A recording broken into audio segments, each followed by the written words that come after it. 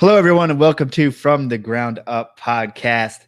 We have another awesome episode coming for you, and I'm super excited. But before we get to that, PortCityPet.com, I have some awesome animals and isopods available, as well as some different substrates and reptile and gecko supplies. We have Rapashi gecko food, as well as I'm going to have some gecko ledges up soon, which I know I said that last time and it didn't happen. I swear it's coming soon, as well as some geckos coming up for sale. So, if you want crested and gargoyle geckos, you can even message me before they go live on the website.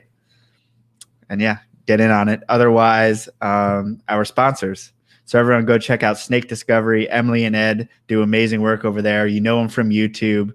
They do a great job educating the community in a way in which is not sensational or clickbaity or all the things that kind of can sometimes show our hobby in a negative light. They do a really good job in casting a positive light and really getting new generations into the hobby. So please go support them because they are hatching out a bunch of amazing animals. If you like things like hognose and bull snakes, please go check them out. A lot of different colubrids. They are producing some amazing things over there. Yeah, and so, I mean, you're already subscribed to them on YouTube. I already know you are. Otherwise, go do that. And this is a first. You are seeing me on camera right now. I'm not drinking out of the can because I was trying not to embarrass myself. You guys know a few weeks ago I had an Amstel Light on the podcast, and that was generally frowned upon. I felt pretty bad about that, but I've reached a new low. This is a White Claw, and this is a black cherry. And it tastes amazing. And I'm really I'm not mad at it. So here we are, White Claws. And you know why? Because we have amazing guests today, and I need to get a little loosey-goosey with Phil Wolf of the Nephrurus initiative. And I had all types of trouble trying to figure out how to say that word. So Phil, can you say it correctly for me, like the wizardly way? The wizardly way? Yeah. Say that 5 times fast. The wizardly way. So everyone just says Nephrurus because that's what it is. It's Nephrurus. But if you go off of classical Latin, it's actually Nepurus. But anyone who ever says that at a show is going to look at you like you're friggin' nuts. Yes, that is very foreign in just about every aspect. So, Phil, obviously you're doing knobtail geckos now. Yes, but sir. How'd you get started in reptiles? Well, I mean, it starts off with every one of us. You know, you're a kid, you love the exotic and the creepy and the weird, and you like lizards and reptiles and snakes and turtles and amphibians and all that good stuff. And you get a leopard gecko, you get a bearded dragon, and it snowballs. But what really did it for me was, I mean, we all had toy dinosaurs and all that stuff, but what really did it for me was I was not allowed to have snakes at all. And forgive my neighbors, they're having a party. And when I turned 18, you know, mom always says, when you're 18, you can have whatever you want. And I did. So I got a bunch of snakes, some colubrids, a bunch of king snakes, a lot of Lamprepeltis. And then I got into some carpets. And that's when the Morelia bug sat in. But I was actually working at Underground Reptiles retail store. And they had a big venomous collection. They had a venomous class there where they taught safe handling and husbandry and all that. And I was opening the store by myself. And somebody, one of the veterans there was like, hey man, you really need to learn some venomous technique. You know, God forbid something happens, you know, a coconut goes through the window and smashes a cage and you walk in and there's cobra on the floor. You need to know how to take care of it. And I was like, all right, I'll learn how to use a hook, you know, and it was addicting from there. And I just became the venomous guy. Well, in my book, I'm the venomous guy. I wouldn't say that. So what did you first start working with there? And then when was the first time you started private keeping venomous snakes? So at the time, no one was teaching the class there. It was me and 2 other guys, and the manager of the store was very well versed in venomous. And then one of our friends who used to work for Underground, he would come in all the time and just kind of like show us some things here and there. And we kind of, I don't want to say we learned on our own, but for lack of a better word, it was don't do this, this, and this. Let me know if you have questions. And we just kind of did it, you know, and we worked ourselves slow. And, you know, we had cobras, we had rattlesnakes, we had vipers, we had all kinds of stuff. Nothing too high speed because, it was a retail store. And it was mostly just stuff on display. It was showy stuff, you know, big cobra, big gaboon, that kind of thing. And then I went up leaving there, and I worked for another breeder locally who had a bunch of venomous. And he at one point had like the most monocle cobra breeding in the country. I think he had like 25 adult females. They were all albino, like tons of cobras. And at the same time, he was actually buying a lot of stuff with Strictly. So Strictly Reptile is another wholesaler. And I wound up going there like 4 days a week to pick stuff up for my employer. And after a while, they needed a venomous guy. Can you guys hear me okay with all that? Yeah, it's getting a little bit louder. Is it? All right. Yeah. If we gotta go inside, we'll go inside. So I started hanging out at Strictly, picking stuff up for my employer. And they're like, yo, we need a venomous guy. Our venomous guy left. And it turns out that the venomous guy that was there, he died of old age. He was like 80-something years old. And then they couldn't get someone to be there all the time. So I wound up taking the spot, and it just snowballed. And that's actually I'm really, really curious how sharp your 80-year-old venom guy was. That guy was a legend. That guy had balls of titanium, completely fearless. He had been big, God knows how many times, had only had anti-venom a few times in his life. But like one time I remember he was there and a green mamba was going up his pant leg, and he just grabbed it by the body and like pulled it out nice and slow. And he was like, what makes you think you can do that? And the mamba's like, I'm sorry, man. I'm sorry. And he just put it back in the cage like nothing happened. Good Lord. So at that time, were you like, I'm going to do reptiles for my living forever? I mean, was that the goal? No, I think I wanted to. I really wanted to get into it. And like the idea of having like a serpentarium or like a live museum and like, you know, things on exhibit and an attraction setting with education, that really appealed to me. But I realized that the more I did the hobby for me as work, it wasn't a hobby.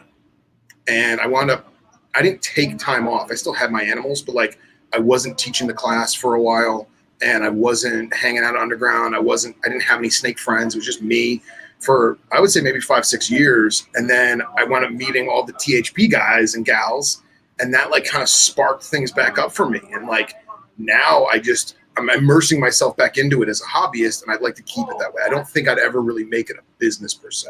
That's just me though. And that's the Herpetoculture podcast for those who aren't initiated. Yeah. The Herpetoculture podcast, the Herpetoculture Magazine. I'm having a ton of fun. They're letting me write articles, which is awesome. So I'm having fun, man. It's great.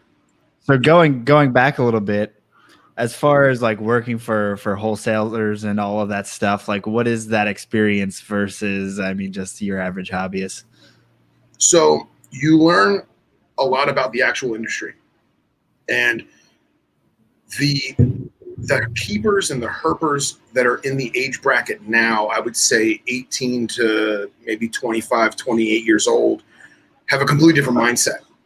Back then it was keep it alive. Now it's how do I keep it alive properly? So things that were not even thought of, like there was no bioactive back then. That just didn't happen.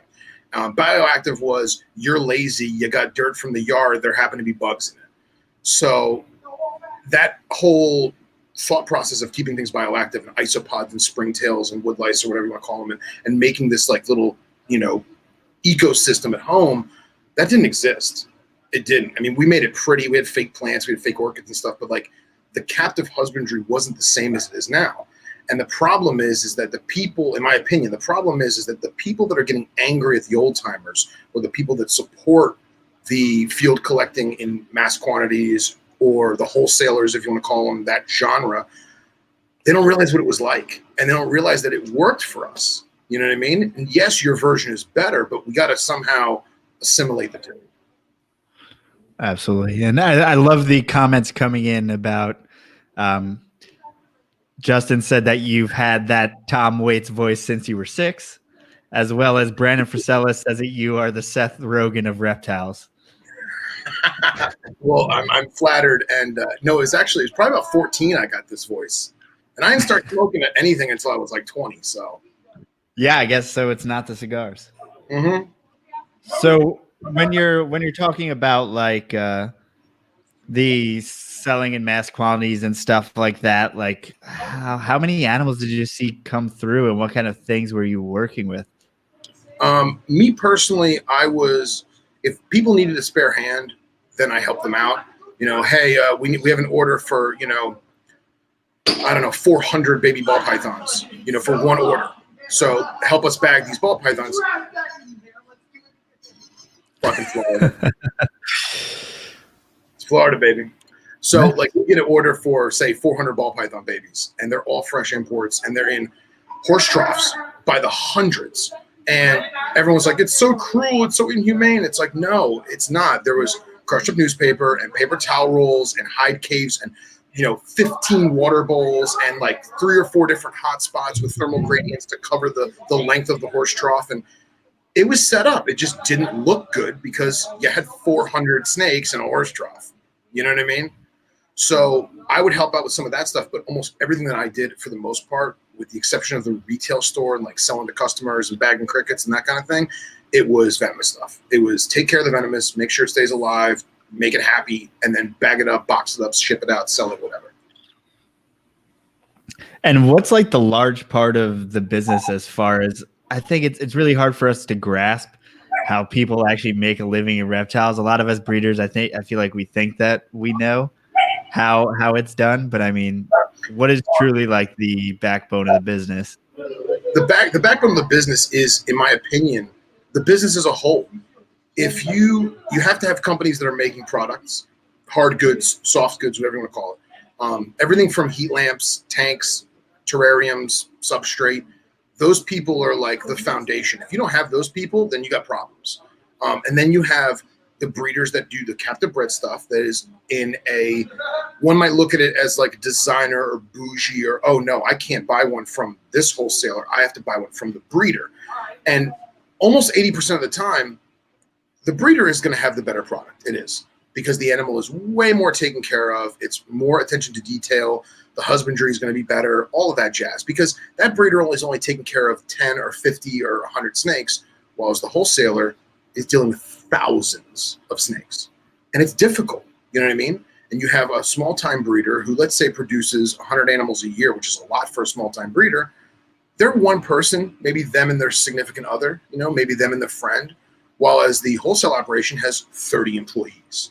So like it becomes difficult to balance that out. But I think that if you don't have the wholesalers or the importers, you have a problem. If you don't have the captive breeders, you have a problem.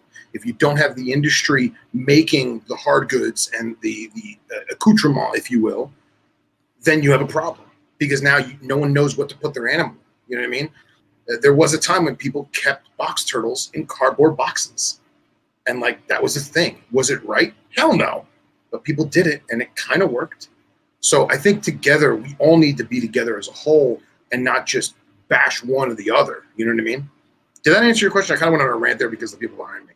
No, absolutely. And I think that, yeah, it's really easy for us to kind of poo-poo the wholesalers and stuff like that. And honestly, I hate the condition that animals are sold in or that they're brought in, but it's also, there is kind of a place for everyone. And unfortunately we need that. And I wish that we could have enough breeders to replace, the wholesalers, or we can have enough people captive breeding so that we don't have to import animals, but we are just very far away from that. Yeah. And I think that, what's that? It's way better than what it was.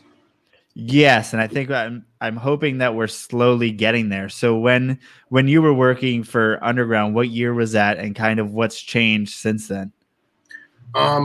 So I started working for Underground in 2005, I think, maybe 2005, and I worked on and off with them for probably, like, actually got a paycheck for probably 6-7 years, because I worked for a couple different local reptile dudes.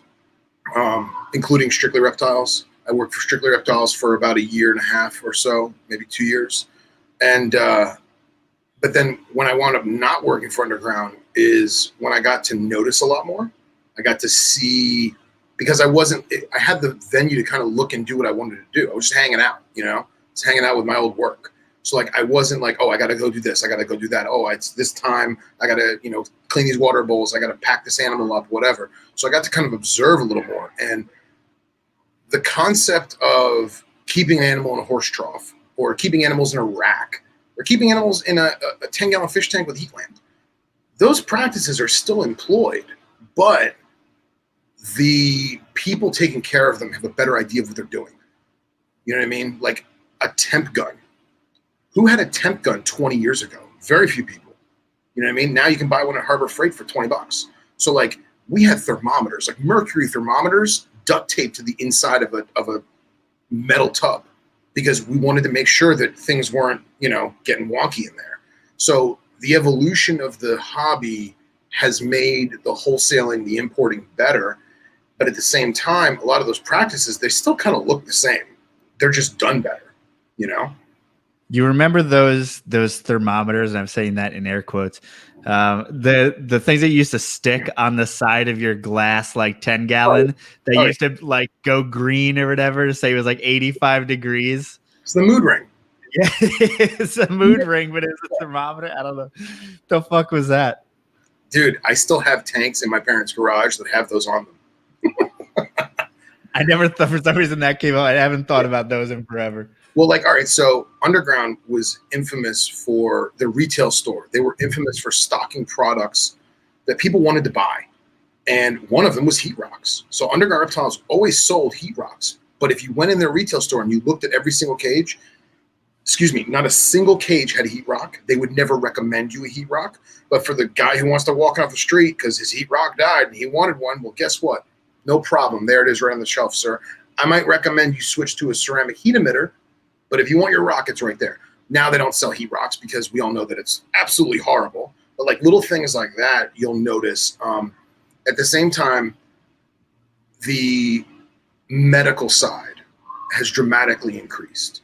So being aware of certain illnesses, being aware of how to cure certain illnesses, that's a big deal. You know what I mean? Whether we're talking about something as mundane as properly sanitizing a cage before you add a new species to it from a previous species, or doing like nidovirus testing and stuff like that. So that has obviously evolved because now we know what to do for the most part, and we're always learning. You know what I mean? We're always learning more. Another thing too with the importers is back in the day, you had phone calls, and if you didn't speak Cantonese, or you didn't speak, Indonesian, or you didn't speak Thai, well, then you had to have a third person to translate that, and then email became even more bigger and badder. But now we have instant communication. We have computers in our hands. You know what I mean? So like if I want to talk to one of our friends in Sumatra, I can just WhatsApp him. You know what I'm saying? As long as he's on Wi-Fi, boom, it's instantaneous. And he speaks broken English, and he'll text me in broken English and say, hey, Phil, look at this tree viper I found in the yard yesterday. And it's something I've never seen before. And he's like, how do you think I should set it up? Because it looks different than this one. And we'll just bullshit back and forth. So like, as technology evolves, the industry evolves, our way of thinking evolves. I think that the way that the track that we're on now is friggin' awesome. The evolution of husbandry is awesome. But I really feel like the younger generation needs to stop poo-pooing the old way of thinking. But I think it's also, I don't know, it's hard because we want things to evolve and we want to up the standard consistently. And I think that it is being upped a lot, but it's also kind of slow to change. So I think if you're just getting into it and you don't realize how far it's come in the last 20 years, even just 20 years, really going from zero to everything, I think maybe you're a little bit more impatient than maybe you should be, because you got to realize that what these guys are coming from. Sure. I think another problem is excuse me, there's a lot of people that breed animals for money, whether it's their full-time job or they want to do it as a side gig, they want to moonlight with reptiles, rock and roll, to each their own.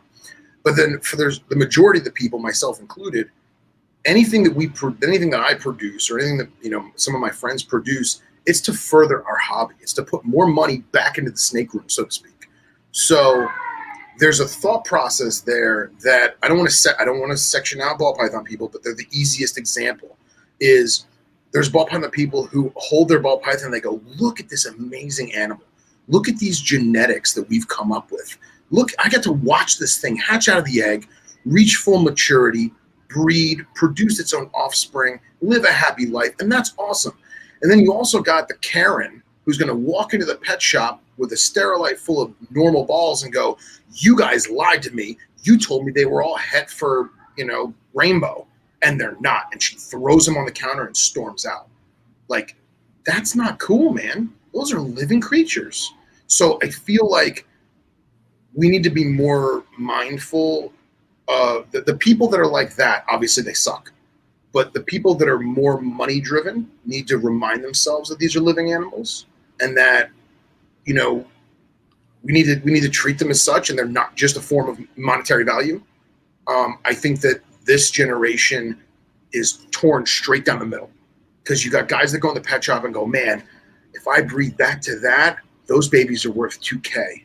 Okay. But deep down at heart, they're a snake person. They're a ball python person. They love the snake. But the mind isn't thinking, I want to add this to my collection because it's beautiful and I can have a lot of fun with it. They're thinking, how can I make a buck? And I think it's almost not their fault. It's almost subconscious, just because the industry is evolving the way it's evolving. Does that make sense? It's also more attractive in the way of, I can have my hobby pay for itself and I can make some money. True. And they haven't gotten enough experience to realize that it doesn't always work out like that. That quite often does not work out like that. Yeah, unless you are the guy who maybe imported that certain morph off the rip. I mean, you are, by the time you produce that animal, you're maybe making your money back, and then subsequent years you can make some money, but I mean, you're not getting wealthy, right? Yeah. Oh yeah. You know what else I think about too is just going back to like imports. I kind of was out of the whole import thing for a while. It just wasn't, again, I took like 5-6 years off. But recently I've been more proactive with it with Underground, and some of the contacts that me and my good friend Henry, we call him the Hen Dog. Henry has a ton of friends in Indonesia, Sumatra, Java, Borneo, Singapore, whatever, and he's always communicating and talking, and we'll set stuff up, and we did a couple imports, couple shipments, and the time it takes to communicate and fly the animals here is dramatically faster than it used to be. Almost to the point where during COVID, we had some of the exporters in Sumatra say flat out, hey, listen, I know the plane isn't leaving for 4 days, so I'm not taking possession of the animals until Tuesday. So have peace of mind that they're still in their respective cages, they're being taken care of, and that's going to eliminate some of the time frame that they're in the bag or in the deli cup. That's going to eliminate some of the time frame that they're in customs. That's going to eliminate some of the time frame that they're on the actual plane. And I think that because of the communication that we have now, that is physically possible. And you couldn't do that back in the day. And that's why, you'd get a shipment of ball pythons in from Ghana, and it'd be a bag of 100 ball pythons, and 70 would be dead. And that's not because they were shipped improperly. It's because they sat on a runway for a week with no food, no water. And that's because there was no communication. Nobody knew what the hell was going on. Now we've eliminated that. And now I want to say it's eliminated. Animals will die. It's part of life. It sucks. But that is dramatically different now than it was 10 years ago. Yeah. And I think, everything's getting more efficient, right? And I guess there can be negatives to that, right?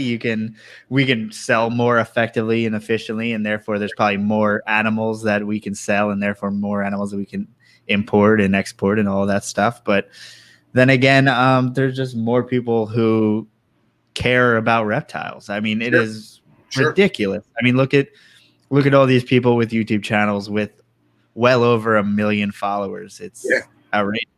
It's outrageous. It's awesome. Yeah.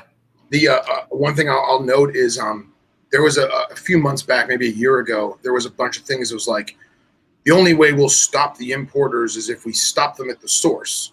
And like they were verbally on Facebook, however far it goes, attacking the African importer or African exporters. And nobody realizes, but like the country of Benin, first of all, most of the people don't even know where Benin is. But Benin has a very, very rich snake culture. And they have temples throughout Benin worshiping ball pythons. In fact, the rumor is that's where they got the name royal python, is because it was the python of royalty, the snake of royalty. So you have these people that are making a living field collecting, captive breeding, and exporting ball pythons, and they're being shit on by Americans that have no idea what's going on. And granted, yes, sometimes animals die in shipping, and that sucks. It's horrible. I'm not defending that at all. But like, for people to think that, oh, we have to stop it at the source, we have to stop the Africans, and it's like, no, man, this is their world. They love these animals. They love spreading the word of the snake, so to speak. Like, it's amazing. And I wish that there was more communication on that regard, so that people were a little more educated and kind of see both sides of the topic instead of just the one side. It's very, very hard to judge as a person living in America or most countries in the world on how someone in Benin or Togo should, feed their family. It's for them, it's much more life or death. It's something that we almost can't even comprehend, that it is. They're feeding their families. They're doing, everything that they can just to survive. So it's kind of hard. Although, I don't love, there used to be something like 150,000 ball pythons imported a year from those countries. And now I think it's dwindled to maybe like a third of that, which is great. It's great, but also it's hard to know how those people are also surviving, what they're doing to survive. Yeah. And they're probably using some other natural resource, right? Like if it's not ball pythons, it's some other natural resource. Well, that's another thing that, like, I love talking about renewable resources, and it's a touchy topic because it can be abused very, very easily. But I also like to talk about carrying capacity too. So, for example, for those of you who don't know what carrying capacity is the amount of something, let's just say animals, that can live in an area. Okay, so if I have, the Joe Phelan Wildlife Refuge, right, and it's 1,000 acres, and science has determined that only 200 white-tailed deer can live in that 1,000 acres, let's just say, right? Well, all of a sudden, scientists notice that they're doing pretty good for themselves, and they're producing a lot of babies. And now you have too many animals to live in that area. So now they're venturing out. They're getting hit by cars. They're eating people's rose bushes, whatever. At the same time, other animals are not able to eat the grass that they're eating or use the creek that they're drinking out of. Or better yet, there's not enough predators to consume them all. So now a human has to go in and manage that population. Now, one might say that the wilds of Africa are overrun with ball pythons, and that's how it's been for millennia. Why do we have to mess with it? Well, it's not. If they're not touching the wildlife preserve and they're only taking the animals from a city per se, they're only field collecting in one little area, and they're conscientious about what they're doing and how they're doing it and how many species they're allowed to take, then rock and roll. That's wildlife management right there. And now you're acclimating the carrying capacity to be where it needs to be at a safe level, at a healthy level, and we Americans get our fresh imports. So there's a lot more to it that people, I think, don't look into, whether they want to or they just don't know to look into. Yeah, and I think that I don't know why I'm blanking on his name. He's been on the podcast. He's in Florida. He went to, I believe it was Benin, and he went over there to see some of the facilities in which, they take adult females, they get the eggs, they hatch out eggs and release females again. And he was talking about kind of sustainability. And the reason why, that matters is because he's actually, a scientist, or, I believe he's getting his doctorate now at UF or something like that. Right. Oh, do you know his name? Sorry. His first name's Steven, right? Someone help me out in the chat. So sorry, man, but he works with blood pythons, all that stuff. But he went over there, and as someone with a scientific mind, I think it's interesting to, that he believes it to be, yes, Stephen Tillis. There you go. Thanks, Justin. So yeah, and it's hard to say what's sustainable. It's hard to say for even a biologist to go into an area and say, this is how many animals we need. This is how many, deer tags we give and stuff. But I guess we're doing our best, and that stuff is always debated anyhow. But yeah, I don't know the answers to these things. I'm just an idiot. I think one of the best stories I have about that, people are going to hate me for this, but I'm a hunter. I am. I don't hunt like I used to because I have more busy work schedule and I'm doing more reptile stuff, but I'm a hunter and I eat everything that I've killed. And as an animal lover, nobody loves animals more than hunters. There's hunters and there's people that just are fucking sickos who want to kill an animal. And there's a big difference between that. I want people to know that. So Florida had a black bear problem. And I say problem in the sense of the populations of black bear that were in Florida were perfect for like 1860. Not perfect for 2016 when they did this, in terms of how much city we have and roads and agriculture and everything from, you know, the elementary school to the big office complex building. There were black bears, a lot of them, and people were having problems. So the state of Florida put together a tag system as a lottery. And they basically said, whoever wants to apply for the lottery, knock yourself out. We're going to do 300 tickets. Whoever the first 300 are, you're in. You're allowed one bear, and it's going to be from a Monday to a Friday. You have to shoot your bear in that time. And they had regional stipulations as to where you could physically hunt. You couldn't just go in your backyard and be like, oh, look, a bear. So you had to go in the designated areas. And they said to themselves, all right, we put 300 tags. When we hit 289 or whatever, we'll cut it off. So if it happens on Monday, we stop on Monday. If it happens on Friday, we stop on Friday, whatever. Well, in the first day, they hit 301 bears, right? And they stopped it at like the 12-hour mark. Wow. The data that the biologists got off of those bears was breathtaking, groundbreaking, because now you have all these people paying money into conservation, all these people that are basically doing management, right? And the scientists get all the data they want. You know what I mean? And people forget that a lot of scientists, it's hard to work with a wild animal. It's very hard. So most of the time scientists work with dead stuff. Anytime there's a museum collection, they killed that animal specifically to put it in a jar to study it. Some people say that's messed up. Some people say that's science. That's how we do it. And we're evolving in that thought process, right? Does it suck if you have, like, you just found a new species, you have to kill it, put it in a jar? Like, it could be the only one.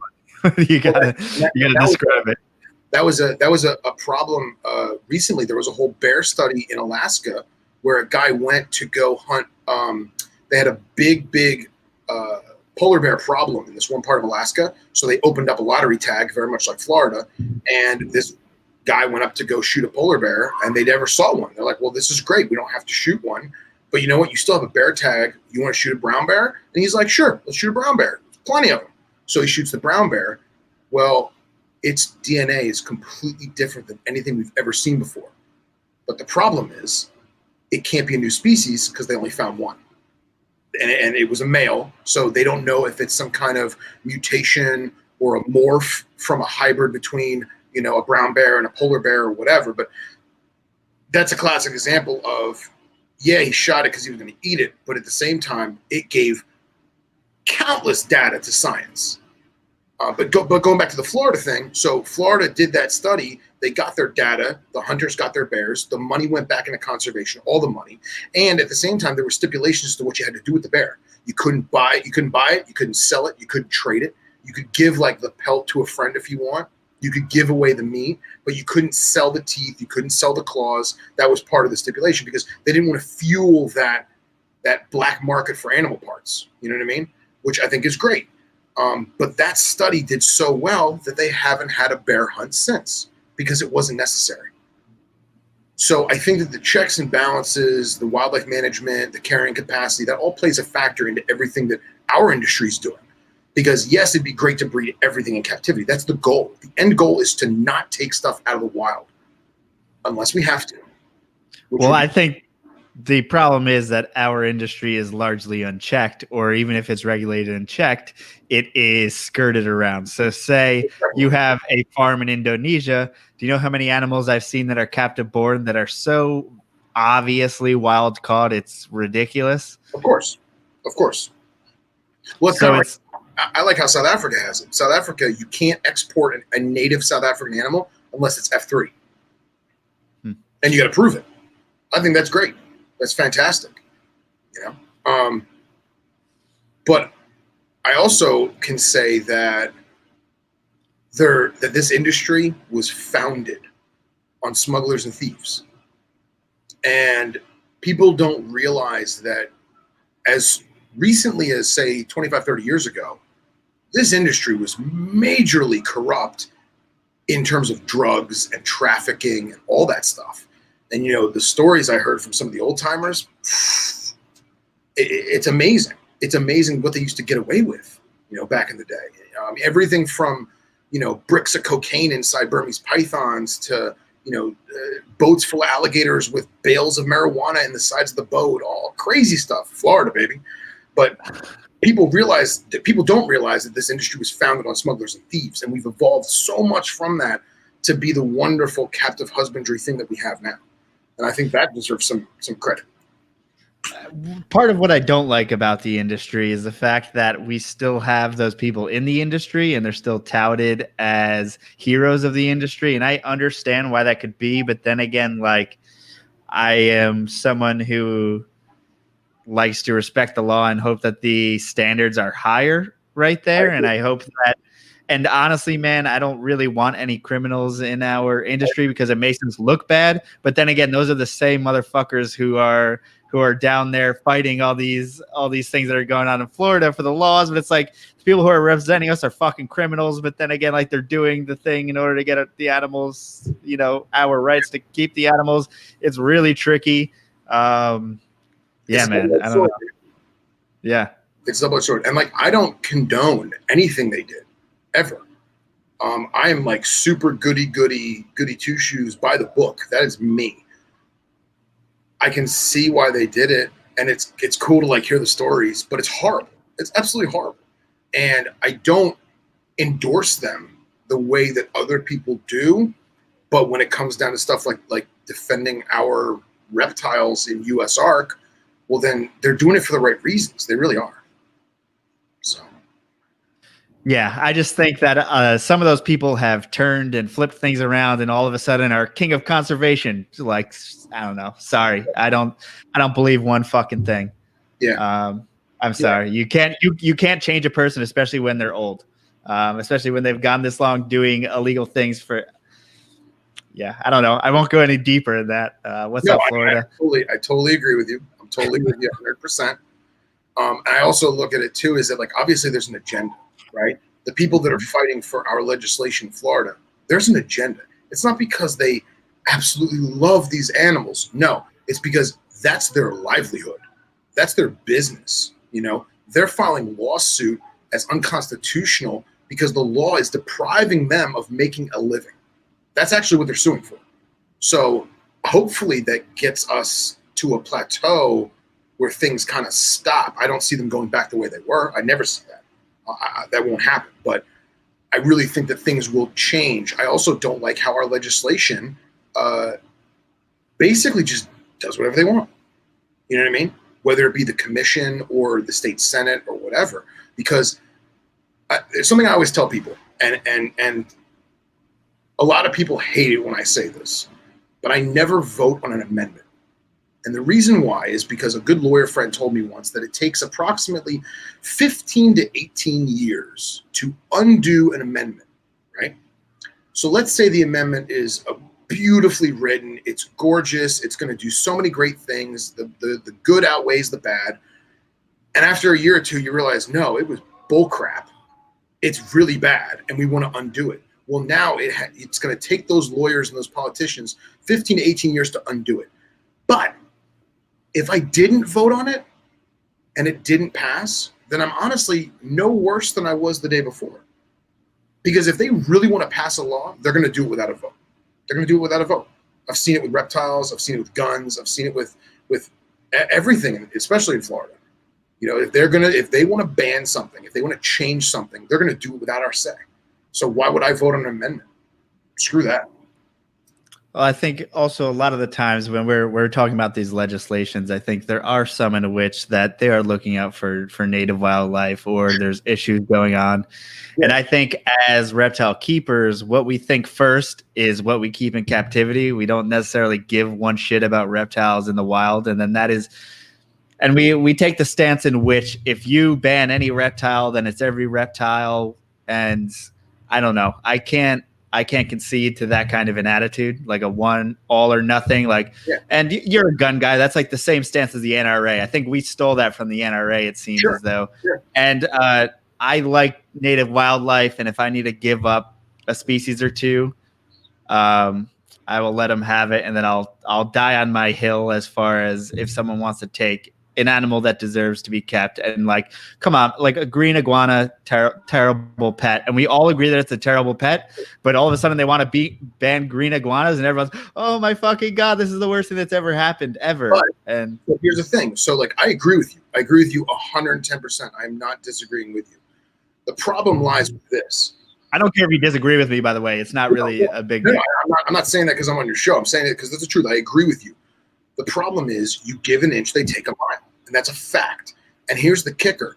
Some guy who is just a normal blue-collar dude, he goes to work, he has his kid. His kid goes in his backyard and plucks an iguana off of a tree. Because guess what? You can do that. It's physically possible. And he's like, oh my God, this lizard's so cool. And dad says, oh, I had an iguana in the 70s. Let's keep him for a while. You know, let's set him up. We'll get a heat lamp. We'll get a big open air enclosure. We'll do him on the patio. And a neighbor sees it and calls Florida Fish and Wildlife. And now that guy is fined $500 in misdemeanor fines. The animal is removed from his kid's possession and euthanized. What's the point in that? You cannot physically stop these lizards. They've been here too long. We can adapt. We can cull them the best that we can. We can reinforce the docks. We can reinforce concrete pillars in the canal systems where they're digging their nests and ruining the foundation. We can do that. It's an inconvenience. I'm sorry. Mr. Bougie guy in Boca, you can power wash the patio because it's got iguana shit on it. Get over it. Live with it. But now the poor guy who was trying to do something nice for his kid is now chastised both monetarily and physically because he took a lizard that was invasive in the first place. That's preposterous. But I don't think that we should exactly push against making the problem worse. I mean, we could literally make the problem worse. There's still people importing these animals. There's still, if you go to these big facilities, iguanas are fast. You're probably going to find iguanas around those properties. You're going to find there's basilisks in Florida. There's all these different things. And although the problem is here to stay, it's 100% here to stay. I don't know if we are meant to, I don't know, make it worse. I don't think that's a good look for us. I think that's just showing our greed. But I mean, that's my opinion, and it's not the opinion of the hobby. And I understand that, and I'm cool with that. And I understand that, like, yeah, that's not I'm not aligning with anything, but I don't give a fuck. I don't know. That's just my opinion, and I don't care if, So people are all up in arms about the iguanas and the tegus. And what they're not realizing is that Florida always said, oh, there's a list of animals you can't have. That's a lie. There never was a list. There was a list of species that you could keep with particular permits or without permits. And there was a list of husbandry requirements that the state wanted you to follow. So anytime someone said, oh, you can't have that, that's banned in Florida, that didn't exist. Prior to 2018, that didn't exist. And then they took yellow anacondas. And at the time, you had what's called the ROC, which was reptiles of concern. And that was anybody who had a berm, a retic, an amethystine python, a Nile monitor, or a red-eared slider. If you had that as a pet, you could register it, you'd be allowed amnesty. And originally they said that you'd be a license holder to get more of those animals. After 1 year, they changed it. And they said, nope, that's the last animal you get. It's got to die with you, and that's it. But that same year, they opened up what was called a CSP, a conditional species permit. And that was for people to do educational shows, buy, sell, trade, and breed the berms, the retics, the blah, blah, blah, the big snakes. And that went on for about 3 or 4 years. And now they banned it all. It's done. Kaputs with the iguanas and the tegus. Well, the reason why I bring up yellow anaconda is because yellow anaconda was never on that list. It was never a target species. And when they went to a vote, all the herpers were like, nobody keeps yellow anacondas in Florida, man. We don't care. You want to ban them, whatever. Not realizing that that was the gateway for them to take everything away. And when my inspector physically tells me a week ago on the phone, hey, man, you still got that retic? And I said, no, man, I got rid of it. He goes, all right, cool, because you know what this phone call's about. I said, I'm cut off the list. He goes, yeah, you're done. He says, you can still buy and sell of all the normal stuff. You're still good on venomous, but all the big snakes, I'm out of the loop. I'm out. Now, if I had that retic, I would be allowed to keep it as a personal possession. And then when it died, I'd be out. So like that yellow anaconda being put onto a banned list was the gateway for them to basically say, I don't want you to have carpet pythons. I don't want you to have ball pythons. I don't want you to have beard dragons. They're too crazy. They eat begonias and they get loose. And now all of a sudden we have no pets. And I don't want that. I don't want to see that happen. Well, I don't think there's any precedence for that. And I don't think that there's any proof that that will definitely happen. But I mean, I understand the worry about that, but it hasn't happened. My inspector literally said to me on the phone, he goes, you know, you've seen this coming. It's the beginning of the quote unquote, is what my inspector said, the eradication. Mm-hmm. And he doesn't want it to, because his job is captive wildlife. He's the inspector for captive wildlife. Why would he want captive wildlife to go away? He'd be out of job. There's far too much economic incentive for Florida to have exotic animals. I think that, and honestly, man, a lot of them, you guys should start moving to Texas. I mean, why don't you? The habitat isn't suitable, and you could have all the animals that you want. The laws are all correct. Everything's good. You just need a permit for large constrictors and that stuff. Florida, so many things can live there. Yeah. And I know that you don't want to move and all of that stuff, but shit, man, especially all these big businesses, I would just take off and go to Texas. Why don't you just pivot? Well, there's two answers that I'll give to that. And again, this is my personal opinion. Number one, we're not Elon Musk. We can't just pick up and move to Texas. God bless. And number two, it's Florida, man. It's home. It's Florida. Stubborn, but it's Florida. I guess the real thing is that there's so many native reptiles, and it's an amazing place to be as a reptile person. There's so many reptile people there. It is. But I don't know. I feel like there's an opportunity for the tegus to really nip that problem in the bud in comparison to a lot of other problems. Sure. Especially like look at Georgia or something like that. Like they are just starting, they're just beginning this problem. Florida, I'm sure it's probably throughout a pretty large range. I don't really know much about the tegu problem, or is it pretty small? It is a good section of Miami-Dade County. That's it. Then I think you have an opportunity to stop a potential problem. Sure. And those things eat all the eggs of the native reptiles. And I love tegus. Tegus are awesome. You can have them in 49 states. I don't know. It's tough. But I also think I don't live in Florida, so this makes me look like a dick, right? I don't live in Florida. So, but if I did, I would feel the same. I swear to God. I also feel that, I'm not going to deny that they're a problem, but I know for a fact that everything is blown out of proportion dramatically.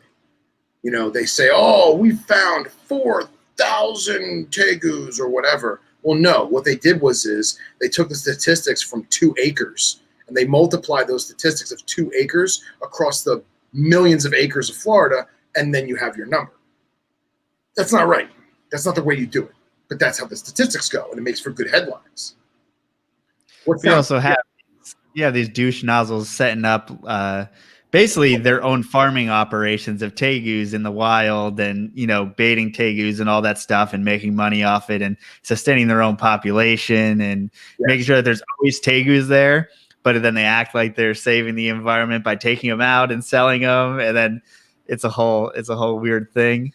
And you got those chameleon people. There's strips of like these chameleon hunting properties in which they find other people like taking pictures of their chameleons, collecting their chameleons. They will run them off with guns and all of this different stuff. I mean, let me put this light on real quick. Yeah. So in Florida, there's a whole bunch of, I believe it's veiled chameleons. I'm sure Phil would probably know more about this, but there's basically hunters that have their own territories in which they collect chameleons in, because that makes them a decent living, and they're selling these animals to the pet trade and stuff like that. So 10 or 12 years ago, I had a friend who knew of a chameleon spot, and it was veiled chameleons.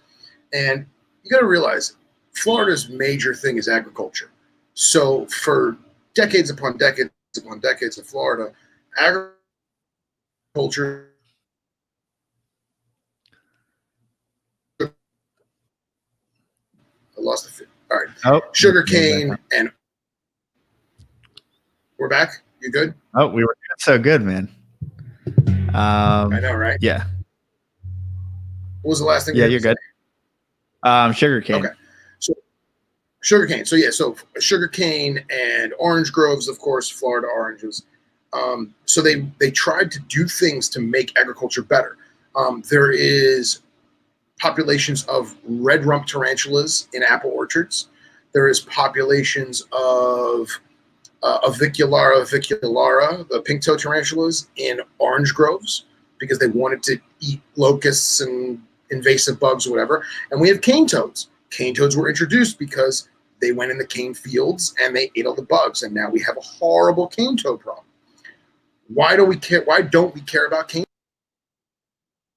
Damn, what just happened? Hopefully Phil will come back.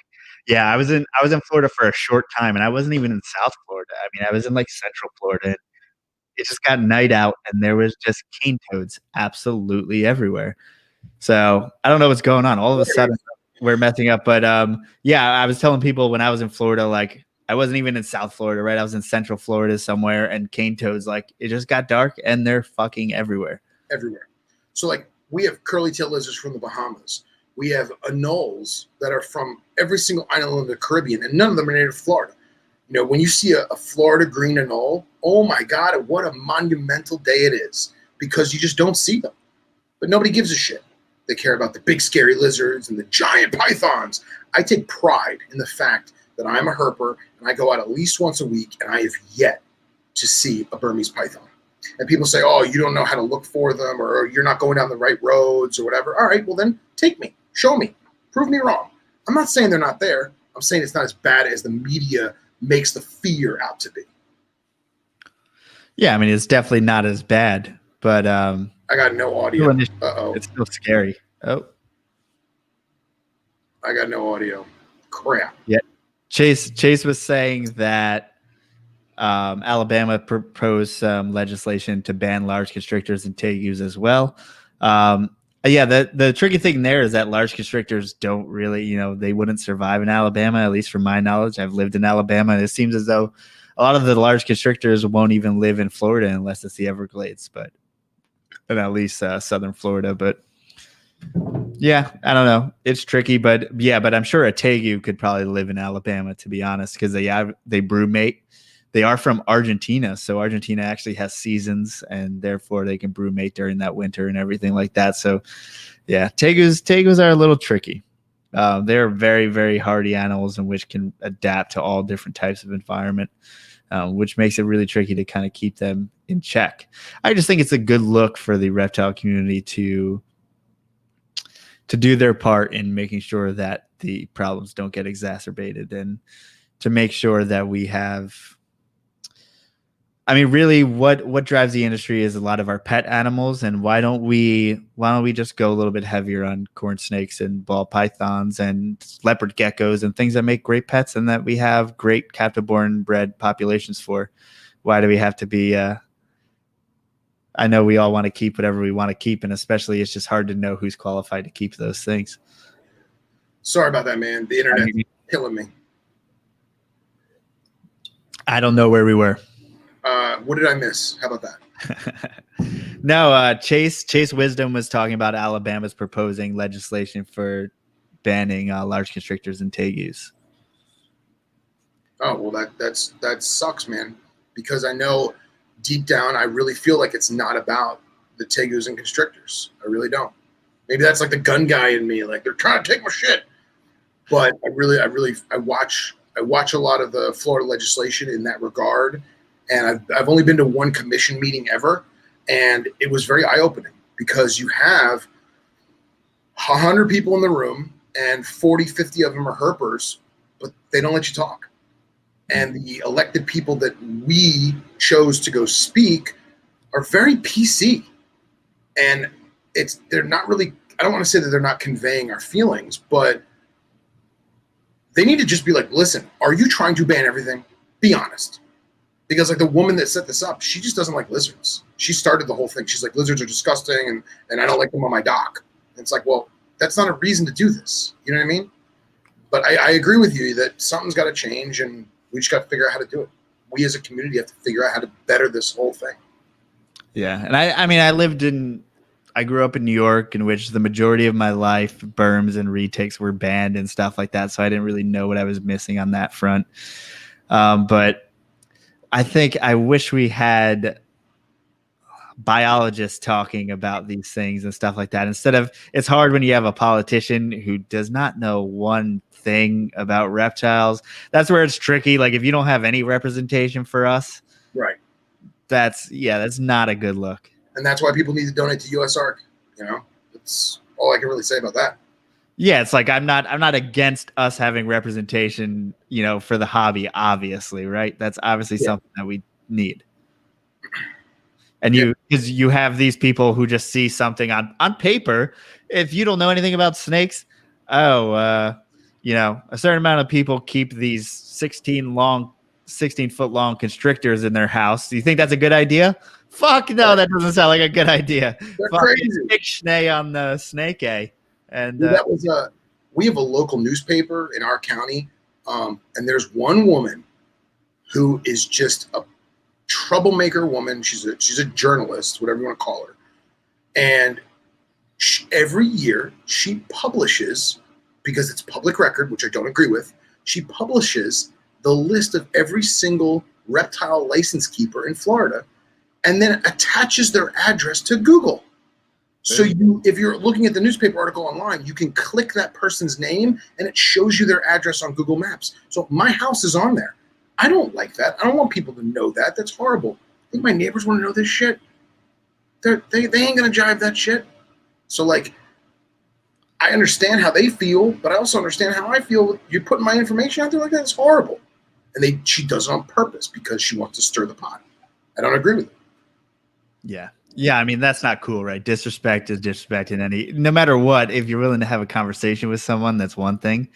Yeah. Willing to be like, if you're willing to attack someone and do stuff like that. And obviously you have that guy in the UK who basically every study he does is like, don't keep snakes in captivity, but it's cloaked in a bunch of basically scientific research in which, you know, stress in a snake is exhibited by, you know, being a fucking snake and all this clicking its tongue. Yeah, they're like, oh, is it breathing? Probably stressed. And it's difficult because it's hard to see who's being reasonable, who's not, who's just against what we do. Right. And yeah, man, it's difficult. It's difficult. It is. It's difficult. It's a tricky situation. And I mean, Florida, I think what is interesting is that obviously you have pretty much all of the large reptile businesses in the country are headquartered in Florida until, you know, say the last generation of herpers, right? Now you have people, you have BHB in Michigan, you have Josh's Frogs in the Midwest as well. I believe that's Michigan as well. And you have Rainbow Mealworms, which I think is in the Midwest. You have all these companies from the Midwest, California, and that stuff. I don't see many new up and coming companies that are in Florida. And maybe, you know, this type of legislation is the reason. I also think that has a lot to do with the communication and the evolution of the hobby, like we talked about earlier, is that, you know, Miami was a hub for import-export, you know? So why wouldn't you want to be in drivable distance? You know what I mean?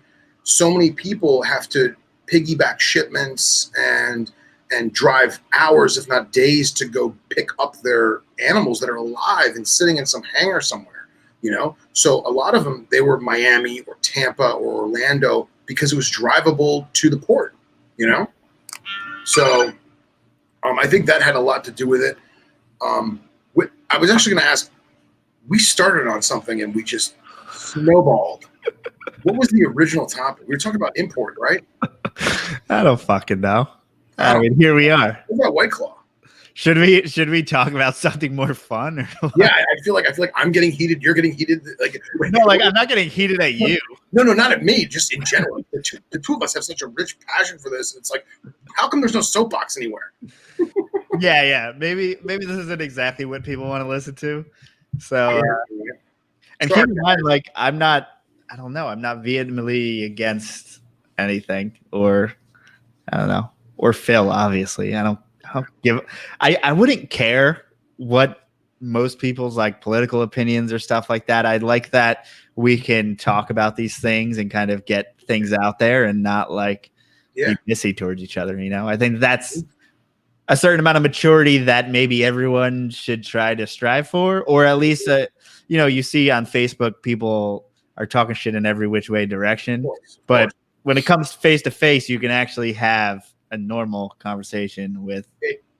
And I agree with you. And I think that that's a great thing that you just said, because one of the reasons why I got back into this is because you guys are awesome. Like, you know, all the crap that we go through in the day, all the work drama, the school drama, the family drama, whatever it may be, that all kind of goes away when we talk to herpers and we have reptile talk, you know, and snake talk, and it's what we love, and we share that passion. And like, I'm in group chat with you, man, dude. It makes me so happy. I get off of work and I'm like, oh, let me check the group chat with Joe. Let me see what did I miss these past 3 hours, you know, or whatever, since the last time I looked at it. And like, that makes me feel great, man. I love it. And I love that, you know, whatever your political opinion or your views are and whatever, we got the snakes, man. We got the snakes. That's talking, by the way. And it's yeah, I mean, it's really like the one thing that brings us all together regardless of all this bullshit. So I'm glad we have this for sure. I mean, that goes for just living in the fucking world, right? There's not many people that people like us can relate to. Yeah, we're lucky enough to have a community to, of course, relate to, you know, regardless of anything else. And, you know, I've met people in which, you know, how would I ever get in touch, or how would I ever cross paths with these people if it wasn't for snakes? Yeah. I think about this. I got a group chat that I'm in with someone in South Carolina, someone in Minnesota, Tennessee, Ohio, Philadelphia. So like, I would never know you people, but we're together and we're friends, and it's fucking great, man. I love it.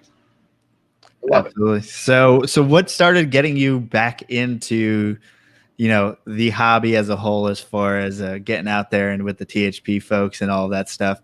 What started that? So it is surmised in I was in I don't want to say I was in a depression, but I was in like a, life is poopy, man, right now. I gotta get out of this funk I'm in. And I was like, you know what, let me get back into the reptiles. So Instagram is amazing. We know it's amazing in every aspect of it. Isn't that like the one place in which like you can't bitch much about Instagram? I was talking about Instagram like years ago, and everyone was like, no, bro, I'm on Facebook. Everyone bitches about Facebook. And still, this is like 4 years later or whatever, and no one's bitching about Instagram, because all it is us posting pictures about our animals, and people are like, sick animal, dude, or not. Yeah. They just don't say anything. It's like the perfect platform. It really is. It really is. And the networking and the friendships and the businesses and stuff, it's awesome. Instagram is awesome. So I got on Instagram. I was already on Instagram, but I started looking at snake stuff. And I was like, man, I really want to get into snakes. I was like, you know what? I always wanted to do this knobtails thing. I'm a grown up now. I can do this. You know what I mean? I'm not a 12-year-old kid looking at, you know, Reptiles Mag. I can really do this. And I made the knobtail page, knobtails.ig. And it just kind of snowballed. And I came across the Herpetoculture podcast. And I was like, oh my God, there's podcasts about reptiles? This is amazing. And I had remembered, someone showed me NPR a few years back. And at the time I was like, I'm not really into podcasts. You know, we didn't have Bluetooth in the car, I'll put it that way. So it made it difficult. So what I'm gonna carry around an iPod? You know what I mean? Like, come on. So I messaged Justin and your pod. God damn it. We were doing good. You there? Doing good. Yep, back. Okay, sorry, cocked out there for a minute. So I messaged him, and Justin was like, dude, thank you so much for the compliments. And we started talking. He goes, hey man, you like cigars? And it just snowballed. And then I met them at Southeast Carpet Fest with Billy and Carly and just everything, man. And like I talk to you guys every day now. It's amazing. And then it just snowballed. And was like your introduction back into the hobby? Were you already in the knobtails? Yeah, I already had, start? Yeah, I had a couple, and I had a couple that a friend gave me, and then I bought one or two others, and I have another reptile friend who is not. He's a very private guy, and he was like, you really should hit this knobtail stuff hard, man. He's like, just share pictures, just share awesome pictures, share the knowledge, because it was so hard for me to learn about these stupid little lizards. Nobody wanted to share any information. And here I am, I find myself on ResearchGate, looking up scientific papers from 1876. And I'm like, this is wonderful, but I want to talk to the breeders. I want to see, the modern stuff. And those guys, they're not the most willing to spread the knowledge. And I don't doubt them. I don't knock them for that, because it took them a long time to learn it, and they fought for it, and they worked for it, and they don't want to just give away what they worked for. So I said, you know what? Let me take a little bit from here, take a little bit from there, share these pictures. It actually landed me some pen pals, for lack of a better word, in Australia. And they're like, oh, listen, we got this data, and check out this lizard that we found. And I met my good friend Elliot, who's in Queensland. And Elliot, at the time when we met, he was at James Cook University doing research on prickly knobtails. And he had permits to field collect and take data and do all this awesome field work, because, in Australia, you can't touch anything. And it just snowballed, man. And I was just like, this is so awesome. I have to immerse myself in this, because the world is poopy, but reptiles are awesome. So now I know there are some morphs in knobtails, right? But what really got you into them? Is there like locales of them? Kind of what is your corner of the knobtail hobby? I would say, so right now I only have two species of the genus. And that's honestly because they're very expensive. And I plan on having a representation of everyone eventually. It just takes time. I'm in no rush. I got a long life to live. When breeding, you say expensive in knobtails, how much is that about? I mean, you can find a captive bred Cinctus, or captive bred, they're all captive bred. You can find a baby Cinctus for $250, $200. But you can also buy captive bred Asper for $5,000 each, unsexed. So it's tough, man.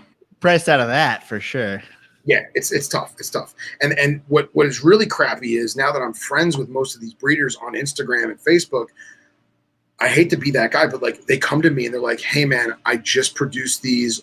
They just start eating. They're about to have their second shed. I'm giving you first dibs. I'm going to sell them for $5,000 each, but you can have a pair for $5,600. And I'm like, man, that's a hell of a deal. And I'm flattered, but gotta pass. That's so true. I guess the one thing about when people start noticing you is that you're also being sold to, but at the same time, you're also getting good deals and you feel pressured, and it's kind of a weird thing whether making a good decision or like you want that animal, right? There's no doubt that you want that animal. Yeah. It's just not very responsible to figure out how to get that animal. And you have so many people. Yeah, I talk to Justin about this all the time, because it's kind of a pet peeve of him and I's. There's a lot of people, mostly younger, and I'm not going to single them out, but there's a lot of people in the hobby that are getting into the hobby, and in their mind, if you're going to be somebody, you got to be a breeder. You got to be a breeder. You got to breed it. Got to breed it. Got to breed it. Got to make the money. We're not like that, man. We do it because we love them, And I had a breeder who was selling me his offspring consistently, because slow grown, have fun with it, enjoy it, watch their whole lifespan. I love it. And he's like, listen, man, I'm sick of geckos. I got to get out. He's like, I think it was like 5.6 breeders and like 4 unsexed yearlings. And he's like, $5,000 for the whole thing. And I'm like, I don't have $5,000 to just throw it out on geckos, man. I'm a grown up. I have a car payment in the house, So it sucks. But, it's things like that keep me. I'll have them eventually. Yeah, it's when like preparation meets opportunity, right? Exactly. eventually you're gonna hopefully breed enough geckos in which you have enough play money to get to that level. It's not about how much money can I make and then pay myself. It's about how much money can I make, and then I have a little liquid here for when someone gives me that offer, and then I just happen to have $5,000 worth of gecko money, and it may take you 10 years to get there. Sure. It may take more, who knows? But I mean, that is kind of, I feel like, the goal for most of us. Mm-hmm. You're like looking to upgrade your species, upgrade your collection. Yeah. Well, all right, I'll give you a great example. So I have been saving money for Daytona. Daytona is like my show. I go every year. I don't go for the animals. I go for the people, man. It's a great hangout. I see my friends from all over the country. It's a blast. We drink, we laugh, we joke. It's great. And there's animals. How much better could it be? I have a bunch of money put aside for Daytona. And the point was, have fun, buy whatever I want to buy, do whatever I want to do, spare no expense. It's one weekend. Fuck it, right? And then I get an offer. And I'm like, I should do that. I should buy that right now. I was like, no. And I could go to Daytona and there could be not a single animal that I want to get. But I still am going to bring my money for Daytona to have fun. And if there is something there I want to buy, I'm going to buy it. I recently, last week, I'm a vision cage whore. I love vision cages. Like almost all my cages are vision cages. I basically buy them every single time I see one for sale. If it's a good price, boom, take it. I mean, most of my stuff's venomous. So like, I like the security. And I had a friend who bought a collection of vision cages from a guy on Craigslist. And he's like, bro, I got 4 4-footers. I got 6 3-footers. He's like, make me an offer. And I thought to myself, I was like, I should just buy these cages just to have them. I'm going to fill them eventually. But I was like, no. Daytona's coming. Stick to it. Be a grown-up. So I'm going to do that. And I've decided that the next time I have an opportunity like this where I have that liquidity just chilling there, new cages for the animals I already have. Increase their husbandry, increase their healthiness, their livelihood, whatever you want to call it. Because we can get as many animals as we want, but if we're not taking care of the ones we got, what the fuck's the point? Yes, I think we are all coming to that point right now. I feel like this is becoming more of a mainstream thought in which a lot of us are putting out there. And by a lot of us, I mean like small time breeders, right? Sure. Hobbyist breeders. Yeah. And we were talking about that last night. We were on a podcast, the Reptile Gumbo podcast with all the podcasters. And I started listening this morning. It sounded good. And so many of us were like, yeah, we're downgrading our collections in order to upgrade our husbandry. And I think that that's amazing. And what that's going to do is also just show us in a much better light, which I think is great. Instead of a little tub with some newspaper, we can have some cages and stuff like that. And that's something that we're working towards.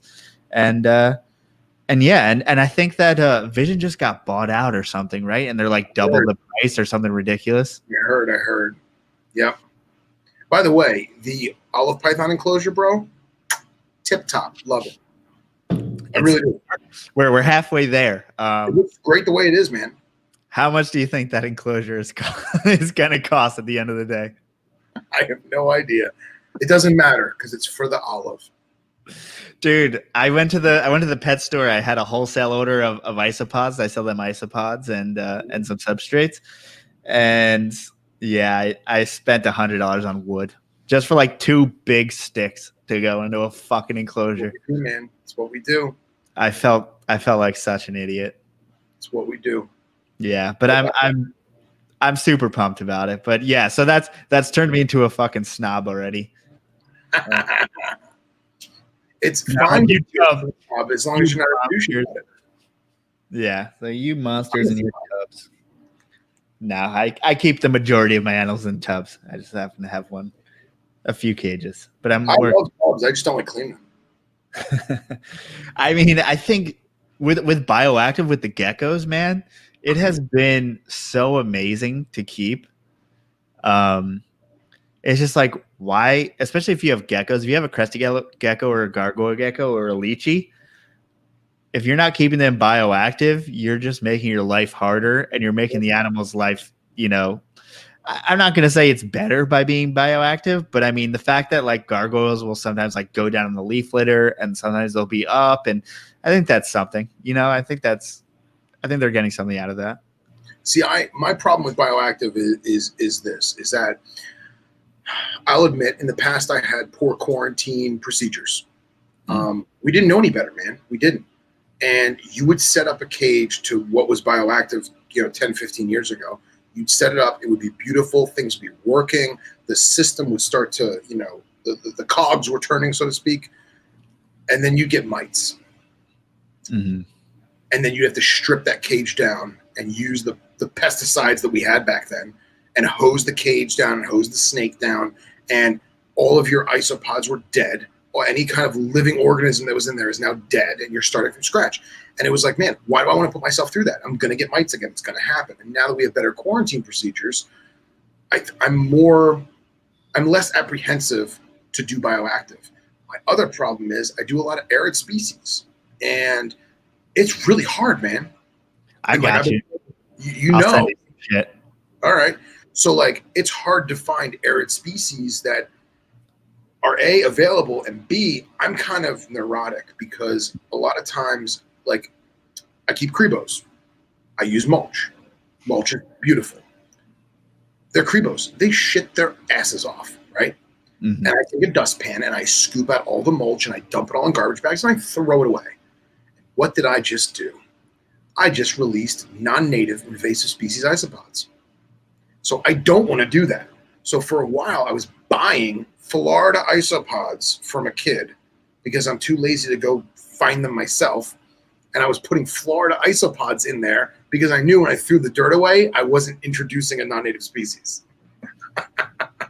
Yeah, that's tricky. And if you look at the more I get into isopods, the more I realize that, like, because of agriculture and stuff like that, like, none of the isopods that I find in my backyard are like native. Like, even the ones in Philly, they're like non-native isopods. Like, how did these little creatures spread around like that? So yeah, it's definitely tricky in that aspect.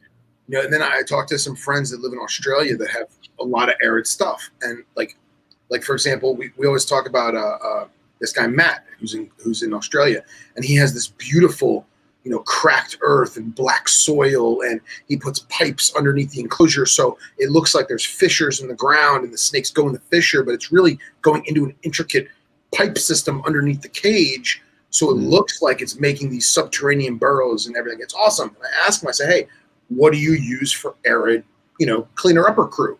And he's like, I have no idea. It's in the dirt. I'm like, okay, well, that doesn't help me. Like, and then I talked to some other people. They're like, mealworm beetles. Mealworm beetles can survive the arid environment, and they will eat some of the poo. So, like, I'm trying that right now, but it's not working like isopods would or springtails. Yeah, I think I've seen a lot of really cool enclosures in which they kind of use a little bit of everything. You have some earthworms, you have some superworms or mealworms, and then you have some isopods, and then of course you have springtails. I know Zach Loftman. He's a herpetologist at Western Liberty University. In the lab, I know he has used like superworms in particular and has really liked them. Yeah, man, it is not. I think that's what's fun about it, though, is that it's not figured out, right? It's the one thing that where you may have figured out how to breed the species that you're working with, but now you can kind of try to figure out other things, and it depends which way you want to do it. Maybe you want to go into different species. Maybe you want to focus on what's in your dirt. Maybe you want to focus on, the springtails and the cleanup crew and stuff like that. I mean, I feel like now we're just getting more rabbit holes to go down. Of course. That's fun. It's awesome. So like I keep girdle-tail lizards, and I basically took Jungle Mix. I love Jungle Mix. Jungle Mix is so awesome. Anybody who doesn't want to make their own, ABG or whatever, Jungle Mix is awesome, but it's expensive as hell because you're buying it in a reptile bag. You know what I mean? So I would take Jungle Mix and I would mix it with calcium sand, like a 50-50 almost. And then I added a bunch of rocks. And actually I had a friend who went to Zimbabwe. He brought me rocks back from Zimbabwe and Tanzania and stuff. So I put those in there with the lizards. And I had a bunch of Florida isopods, and I dumped them in there, and I realized they ate them all. They ate them all. So now I realize can't do it with them. Got to find something else out. Got to find something that is not tasty to put in there, you know. But yeah, it's like either you go very small, or you try to find something very big, right? And that's also the fun thing is the fact that you're seeing like all these different species of isopods come in too, which is also probably a little bit dangerous, right? And a little bit reckless with the But yeah, I think like constantly you're seeing new things imported and taken from different countries in which, you know, originally we had all these isopods like Costa Rican dwarf purples or something that you put in with dart frogs. Dart frogs, those are perfect size for the dart frogs to eat. And then like, you know, all of a sudden we got some bigger species in, and all of a sudden that, you know, they may pick off some babies, and then you have some bigger ones going around still doing their job. So like there's always a good balance, and there's probably a species, you know, for whatever species you're working with. Yeah, we can figure it out. Yeah, so go to Port City Pet with some fucking awesome isopods, man. Yeah, this is all an ad, actually. I don't believe any of this. It's fine. I'll invest it. Yeah, it was. Yeah, I don't know. I find it interesting. I don't get a chance to talk to it a lot on the podcast, so sorry for spewing it. So no, dude, we're talking about it. We're talking about bioactivity. I love it. I love it. Absolutely love it. And I had a guy in Queensland tell me, not a real friend, just kind of like a guy I reached out to, and he basically was like, "Listen, if your cleanup crew is dying from the aridness, then it's too dry for your lizards." Okay, all right. And I started to think like, well, that's fucking stupid. They're desert. It's the outback. It's hot as hell. And that spiraled me into microclimates and how it's 120 degrees Fahrenheit on the surface. And then there's a rock, and there's a crack in the rock. And underneath that rock is a little tiny little tube that goes into like a little chasm. And in that chasm, it's 76 degrees with 80% humidity. And now that's what I'm trying to replicate. I mean, in tubs, it's difficult, but trying to replicate that because that's the real environment, those microclimates. So I think if I can perfect the microclimates in my home better, I think I can use better isopods, better cleanup crew, and not have them die because it's the desert. That's my problem. My first... With microclimates in particular, I know I was talking to my buddy Ryan, and he keeps his animals outside in South Carolina. And what he keeps outside in South Carolina are, you know, Gilas. And I was like, wait a second, those things are in the desert. There's no way that those survive out there. He's like, no, man, microclimates, dude. Like these things actually need humidity.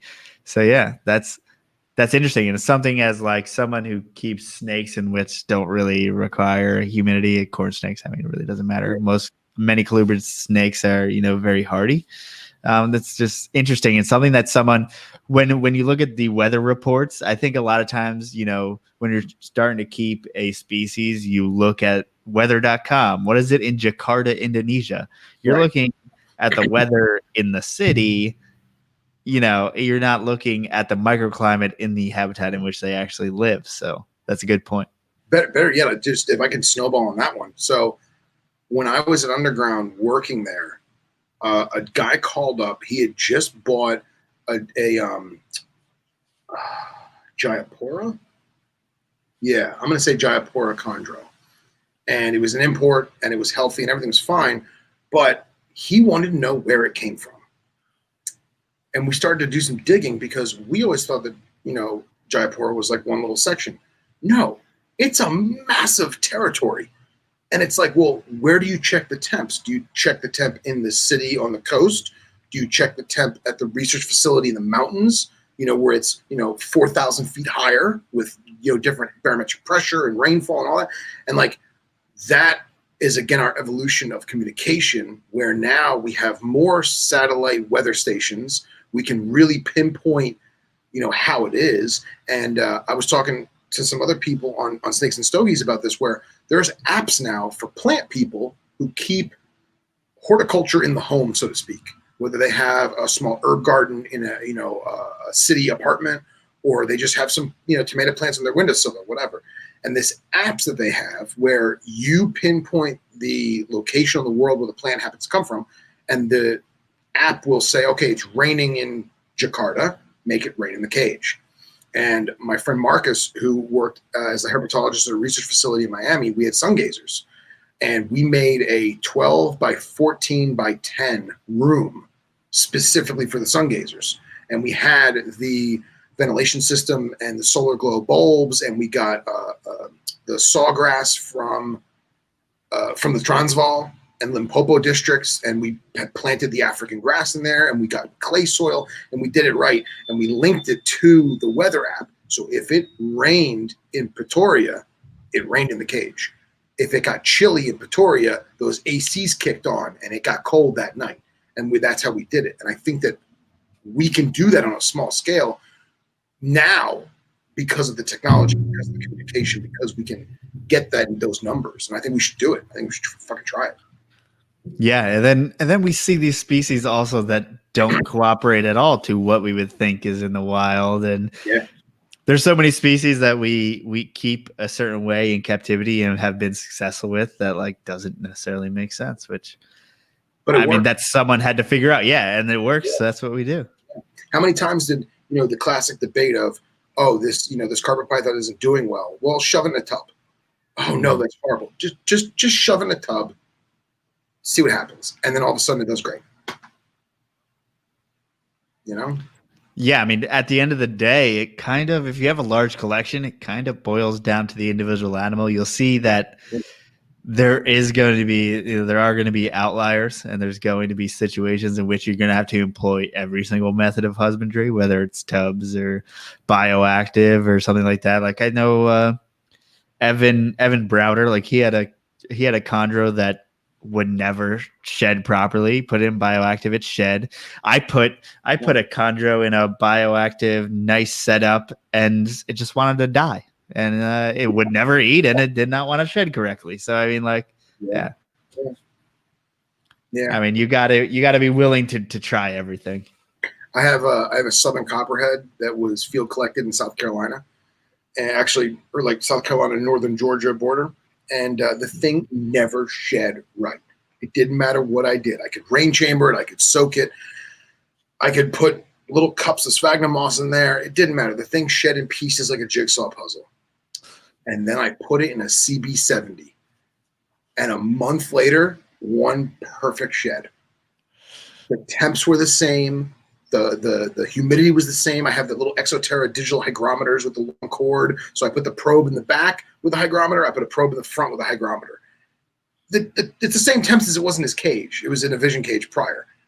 And for whatever reason, in that tub, perfect, like a glove. Yeah, you have all types of species that just hate humans too, which is, Sometimes tubs are good just because they do not want to see you ever. They want to see you as little as possible. That's the majority of my animals. So I know nobbies are pretty well kept, or well represented in the hobby, right? Are they relatively easy to keep? They are and I'm not trying to sound like I know what I'm doing, but they are if you know what you're doing. If someone tells you, hey, do it like this, great. You're going to have great success. They're very easy to take care of. No different than most of the other geckos in the hobby. The problem is that people are either apprehensive to ask or people are apprehensive to give the information out. So like anybody who ever asks me how to take care of stuff, I will always tell you because I want the animal to thrive and I want you to be happy. You know what I mean? I'm not getting monetary gain out of it, but who cares? I'm getting the enjoyment of knowing that the animal is taken care of properly and that you're having fun with it. That's why we do this, I lost geckos because people gave me bad information and I tried stuff. One of the things that I'm a big thing of is I do not like transporting babies. I do not like doing it. I don't think it's good. Has it been done? Absolutely. Have I done it? Absolutely. But I've lost babies and I'm convinced it's because of stress. They flew across the country. They drove 6 hours in a car, whatever it is. It was just born, man. Like, let it live a little before you ship it out. It's not a snake that you can just put in a deli cup and he doesn't know the difference. Corn snakes, they're great. They don't mind being in a deli cup. It's no big deal. Knobtail in a deli cup for 6 hours, the stress is going to freak them out, man. It's not going to eat. It's not going to drink. It's going to cower and be like, what the fuck's going on? We don't want that. We want chill. We want relaxed. Let it hunt a little. Let it build its confidence. But other than that, I think they're easy. Is that something that transfers over into everyday keeping as far as like, the people who want to have a lap animal? Yeah, I think if you leave them alone for the first few months and limit your exposure to them, that's your best recipe for success. I got geckos that are mean and they'll bite you because they just don't like you. And then I have other geckos that I can hold my hand and I can pet it no different than a leopard or like a tame fat tail or a cresty. It's no big deal. I have one gecko that is one of my breeder females. I got her with a regenerated tail. And I think whatever happened to her trauma-wise from that tail being dropped, she's the nastiest lizard I've ever had in my entire life. And the rack she's in is actually in my bedroom. And, it's 3 a.m. I go up to go to the bathroom or get a drink of water or something. And you'll hear dunk, dunk, dunk, dunk, dunk, dunk, dunk. And I'll turn the light on and that's her at the front of the tub like this. Bam. What did I do to you? I just walked by, but and that does not affect her stress at all. She will eat anything you put in front of her. She will bite you. She just is top dog. So it's obviously individual to the animal. And I also think that it has to do with her being an adult and being confident in her life. You know what I mean? Yeah, she's big enough to defend herself per se. At least she thinks she is. Yeah, no fear. Completely fearless. And now, are the knobtails the ones? Do they bark? Do they make any noises? Yeah, so knobtails give an audible, like a meh, like that. It literally just like that. There's the other species of knobtails is actually a different genus. We call them barking geckos or Australian thick-tailed geckos. That's Underwoodosaurus. And Underwoodosaurus are the actual barking geckos. They bark. They have several different types of bark. They're quote-unquote the audible gecko, them and lychees. Excuse me. So I have 2 yearling Underwoodosaurus that I got from Leland Ward at DW Geckos. Kudos to him. They're awesome, dude. They're so relaxed. They don't bark. They don't scream. I mean, you kind of want them to, but at the same time you don't because that means they're stressed. But they're great pets. They are super low key, super easy. I would highly recommend Underwoodosaurus as someone who wants a unique, not the norm gecko. And are those going to be similar husbandry as a regular knobtail? I would say less. I would say way easier. They require a little more humidity. Most people keep them on some kind of, jungly substrate. You could just do cypress mulch if you want. You could do eco earth. My yearlings I kept on paper. They're still on paper towels. They'll be 1 year. They're 1 year this month. They were born last month. So I'm probably going to put them onto a tropical substrate of some kind, probably in the next month or two. I use paper towels on babies because I want to watch them poo. I want to watch their shed. I can control the humidity better, and it lets them see the prey item better. The roaches can't burrow, crickets can't climb. It's just sitting on the paper towel. It's a nice white surface. So I do that so they can kind of learn to hunt better. But they're super easy. I mean, you can take care of them no different than a leopard gecko. Yeah, I was about to say, I mean, for someone who has a leopard gecko right now trying to upgrade, they're trying to kind of go on to the next thing. What do they do if they want a knobtail gecko? I mean, how is the husbandry different? I would say be more attentive to it. Let's say you get a 2-month-old baby, 3-month-old baby, okay? You're going to set them up on paper towels. You're going to miss them more than you think they would need, but you don't want to soak the cage down because it's not a wet gecko. It's not a wet lizard. It's not a tropical lizard. You don't want to develop water blisters or fungus or anything like that. I would say checking on them every day, just so much as opening the drawer, taking a peek, opening the cage, taking a peek and looking at them. That's fine. I think the problem is that a lot of people that keep leopard geckos, a lot of people that keep bearded dragons that are new, when they first get them, they're all excited and they want to check on it all the time. As time goes on, they get a little more lax. It's, oh man, I forgot to feed the leopard gecko this week. His tail's fat, I'll do it tomorrow. You can't do that with these. You got to stick to the regiment. You got to do it, 3 times a week, 4 times a week, whatever it is. Misting every 3 days, 2 days, whatever it may be. So yeah, that's not the best picture to show, Joe. Damn it! We can talk about that. It's cool. That's a very rare disease. I didn't mean to pick up that one. Oh, so those are the new guys. I kind of want to go from the beginning, though, as far as what the general husbandry requirements are for a knobtail gecko. I would say adults would be a minimum of a 16-quart tub. So you figure like 15 inches by 10 inches, ideally. Almost all of them are for somewhat, I don't want to say subterranean, but they do a lot of underground stuff. So sand and rock and stone is paramount. They do a lot of digging. Most of the time I'll spray them down so that the sand gets wet. And, with sand, when it gets wet, they can actually dig tunnels, and they'll reset those tunnels every day, whatever it may be. Heat is obviously a need. I would keep the temperatures between 79 and 86 on the hot spot and go down to, say, 71 to 74 on the cold spot. You can go a little cooler at night if you want. And a variety of bugs, whatever they're willing to eat. I do crickets because they eat them. I rock and roll. I do waxworms if the waxworm is thawed out enough from the refrigerator that it will move. They're very vision based. I do hornworms. Hornworms are awesome. Love hornworms. If you're going to be going away for a week, feed them a bunch of hornworms and you'll be fine. You know what I mean? And I do multivitamin and calcium D3.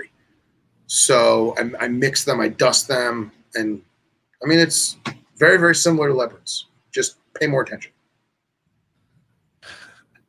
And I see a lot of people keeping them on sand. I mean, that is something that was a total sin. So how does that work? What's the general opinion in like the hobby, the knobtail hobby, as far as that goes? It doesn't matter what hobby it is. Someone will always contradict. Someone will always say sand is horrible. They're going to eat it. They're going to get impacted. They're going to die. Have I seen knobtails that got impacted and died? Absolutely. I've also seen a kid that ate 1.5 pounds of gravel and they had to do surgery on the kid. Like, kids are dumb sometimes, So in the wild, they live on sand. Their body is designed to digest small amounts of sand. It's going to happen. When they dive bomb a bug, when they dive bomb a spider, when they dive bomb another gecko, they're going to get a mouthful of sand. It's going to happen. They push some of it out with their tongue and they swallow some of it. I got a bug on me right now. So I keep mine on sand and some stone and some cork pieces, like cork flats and stuff. And I'll put the cork flat under the sand and put sand on top of it. So it's not just them on a flat sand surface all the time.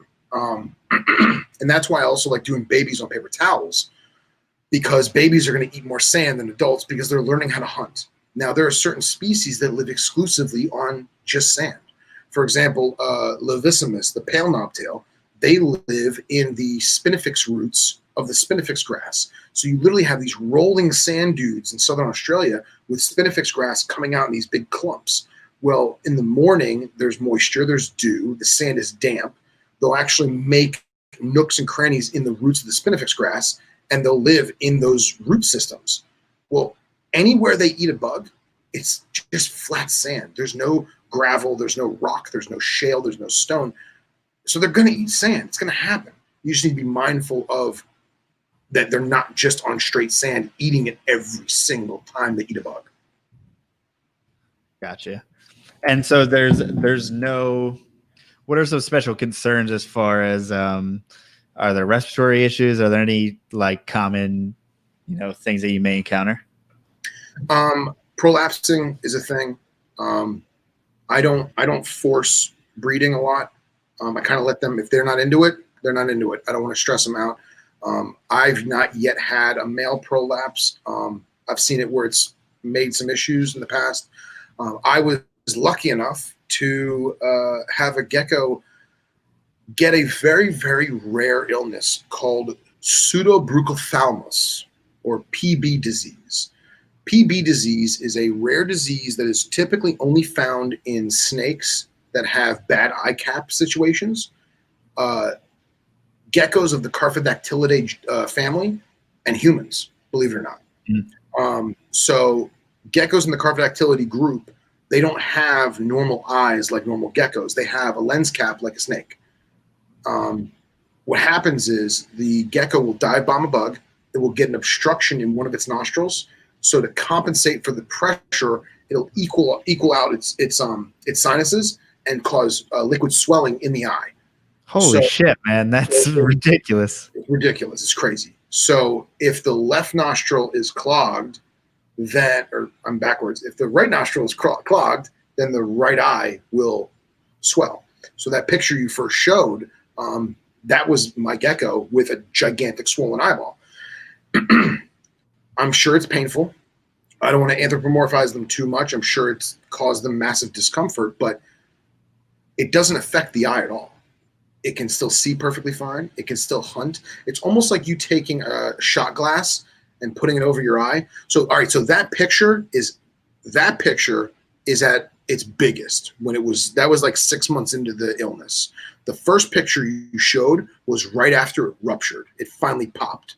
And you can see that it still has some deformity. And you see how it's kind of crinkly, kind of like crinkly, like cellophane looking. That is the excess membrane of that eye cap still over the good eye. And you can see the pupils are fairly equal in terms of, light transmission and stuff like that. You can see there's really not a lot of swelling. The one side on the gecko's right, our left, you'll notice the eyebrows slightly higher. That's because the eye was distressed for so long that it just got that shape. But I have yet to meet anyone in North America who has had this disease. It is only with Carphodactylidae. It's only in Australasian geckos. None of my friends in Australia have ever had that disease, but I found out about it from a reptile medical book that was published in Australia that I bought a long time ago. And this is something in which, like, you can't solve the problem. This is just going to be that size, and not necessarily this size, is obviously it is at its biggest, but it's going to exist regardless. So there's two ways to cure it. Leave it alone and let it pop on its own, which is what I did, or have a veterinarian professionally drain it with a syringe. The problem is when this gecko developed this, it was less than 4 grams. So I don't know about you, but I'm not about to let a vet, regardless of who they are, stick a needle in a 4-gram gecko's eyeball. I'm not doing it. It's just not worth it. So I made a conscious decision to basically let it go on its own. And it eventually did pop. The gecko's healthy, the gecko eats, the gecko poops, everything's cool. But the eye was not good for several months. Wow. So this is something in which, like, even something significant like that won't keep that animal from eating. No, that is by far my most vivacious yearling. I mean, anything. You take a ball python, it has a bad shed, it has an eye cap, that thing may not eat. Yeah. Yes, that's impressive. And it seems as though you are big on letting them, like, naturally hunt. So always live bugs, and that doesn't affect anything. Now what I do is, you got to remember, they stress out easy. So you don't want to, all right, let's say you dump 15 crickets in with your leopard gecko who's in a 20 long. Okay, you have a naturalistic 20 long setup with your leopard gecko. You throw 15 crickets in there. The crickets are going to hide. It's going to take that gecko a couple days to eat them all. It's going to pace itself. The knobtails in the tub, they can't run away. They can't evade those insects. So those insects are going to start to jump on it. They're going to start to climb on it. They're going to freak it out, and it's going to get stressed, and it's not going to eat at all. I've also had geckos where they ate too much because they're opportunistic. They want to eat when they can, when the food is bountiful. So I had one Levy's, which is the smooth knobtail. He ate every single cricket that I ever put in front of him. And I started finding these, like, for lack of a better word, owl pellets in the sand. And I'm like, oh my God, he's not digesting right. He's pooping out, cricket parts, and he's not digesting at all. What's wrong with him? No, he was throwing them up because he ate too much. because he realized I got to eat as much as I can because I don't know when food's going to come back. Oh, that's awesome. I love that. That's the Levis levis, right? Is that That's correct? That is a baby Levis levis. That gecko is probably less than 2 months old. That's adorable, super. right? Yeah. So yeah, my gecko was eating because it didn't know what its next meal was, but it ate too much and it yacked up the owl pellet. So I realized, okay, I can't put 7 crickets in there. I have to put 4 and then see what he does. You know, if I put 4 in there, an hour after I feed him, he's just chilling there, fat and happy. If I put another cricket in there and he doesn't dive bomb it, he's done. So is there any way in which, like, if they have too many crickets in there, they just stop eating? You know, there's no overfeeding, or can you get these animals fat? So you can get them fat. But the thing is, though, before they get fat, they're going to stress, and they're not going to eat at all. They're going to be like, what is going on? I can't get away from these bugs. Get away from me, get away from me, get away from me. And now that stress is increased, and now they're not going to be good. It's going to mess with their head too much. Now let's talk a little bit about breeding. Like, how long does it take for them to get to maturity? Realistically, about 1.5 to 2 years for a male, probably 2.5 years for a female. I don't like to do it like that. I don't care how long it's been. Wait till they're the right size per the species. Obviously, a full-grown Levis is going to be, 20 grams, while as a full-grown AMI is going to be like 35, 38 grams. It's a big difference. Obviously, you cater to the species, but give it time. Don't rush it. You know what I mean? Give it time. You know, wait until everything is in alignment. Wait till they're the right size. Wait for the right time of year. I tried to do a mini cold season one year, and it backfired. It backfired horrible. I dropped my temps real rapid, and then I plateaued, and then I brought them back up real quick over the course of like maybe 40 days. And all the geckos were like, really? Did you just do that to us? Really? You want us to breed now? No. How about no? We're taking 2018 off. What's it like in comparison to, say, where they live? They live in Australia, correct? Like, what's the climate like there? Do they exhibit or do they experience different temperatures? Absolutely. I mean, so Australia, nobody thinks about this, but it's the same size as the United States. So even though most of it is hot and arid, it's still big. And like the tropical rainforests in the Cape York Peninsula, which we would call, say, you know, Portland, Maine. And then you have, you know, all the way at the bottom, say Victoria is going to be like Louisiana, and Perth is Los Angeles. It's wide, and you have a vast dynamic to the ecosystems. So in Queensland, where the Aspers are, it's a lot of stone, it's a lot of rock. It gets very, very hot, and then it gets very, very cold at night. And they have way more humidity because they get breezes coming in off the Pacific and whatever else.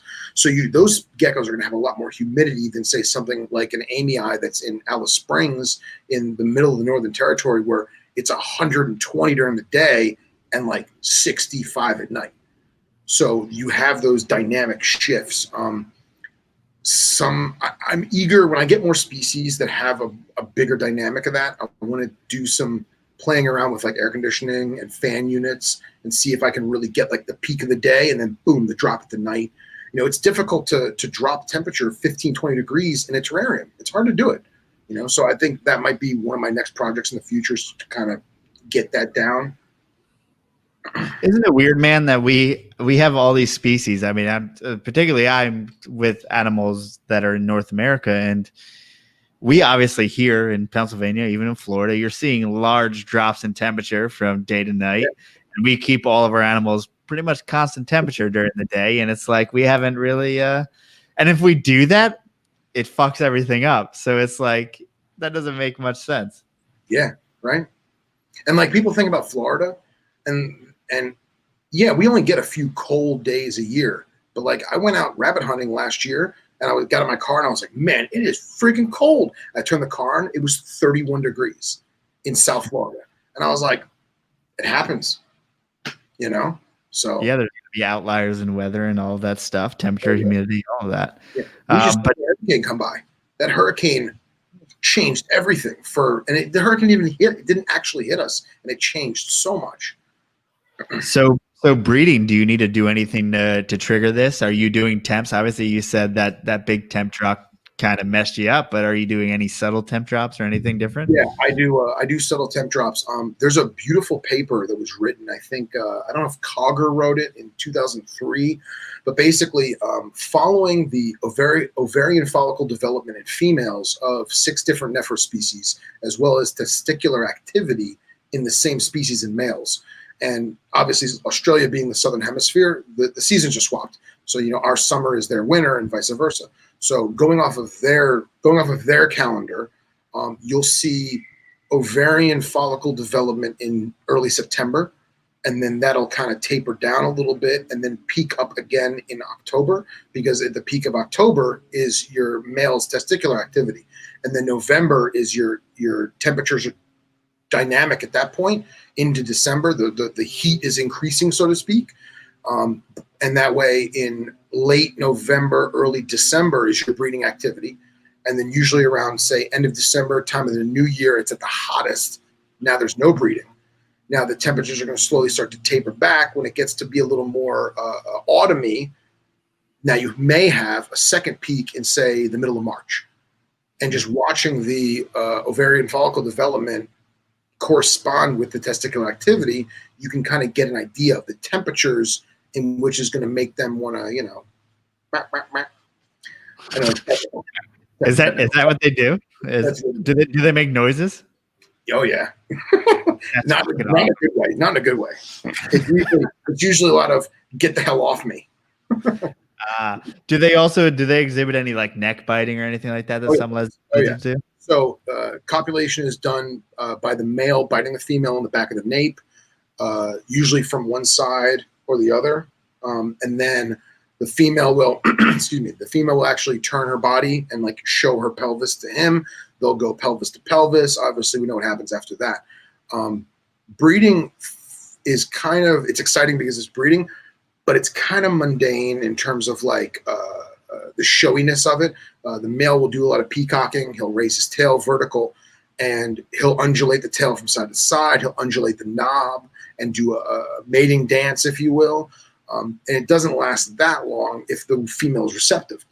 If the female is not receptive, that is when it gets entertaining, because she will mimic the peacocking of a male.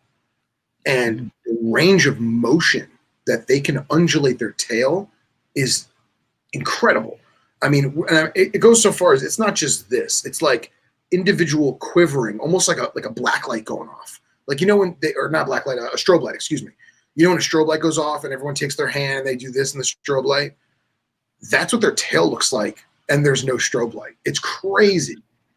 So you have this boy who's all puffed up like an American bull or a English bulldog, and he's undulating his tail and being like, "Hey baby, look at me, look at me." And she says, "Not tonight, dear." And she does the same thing back.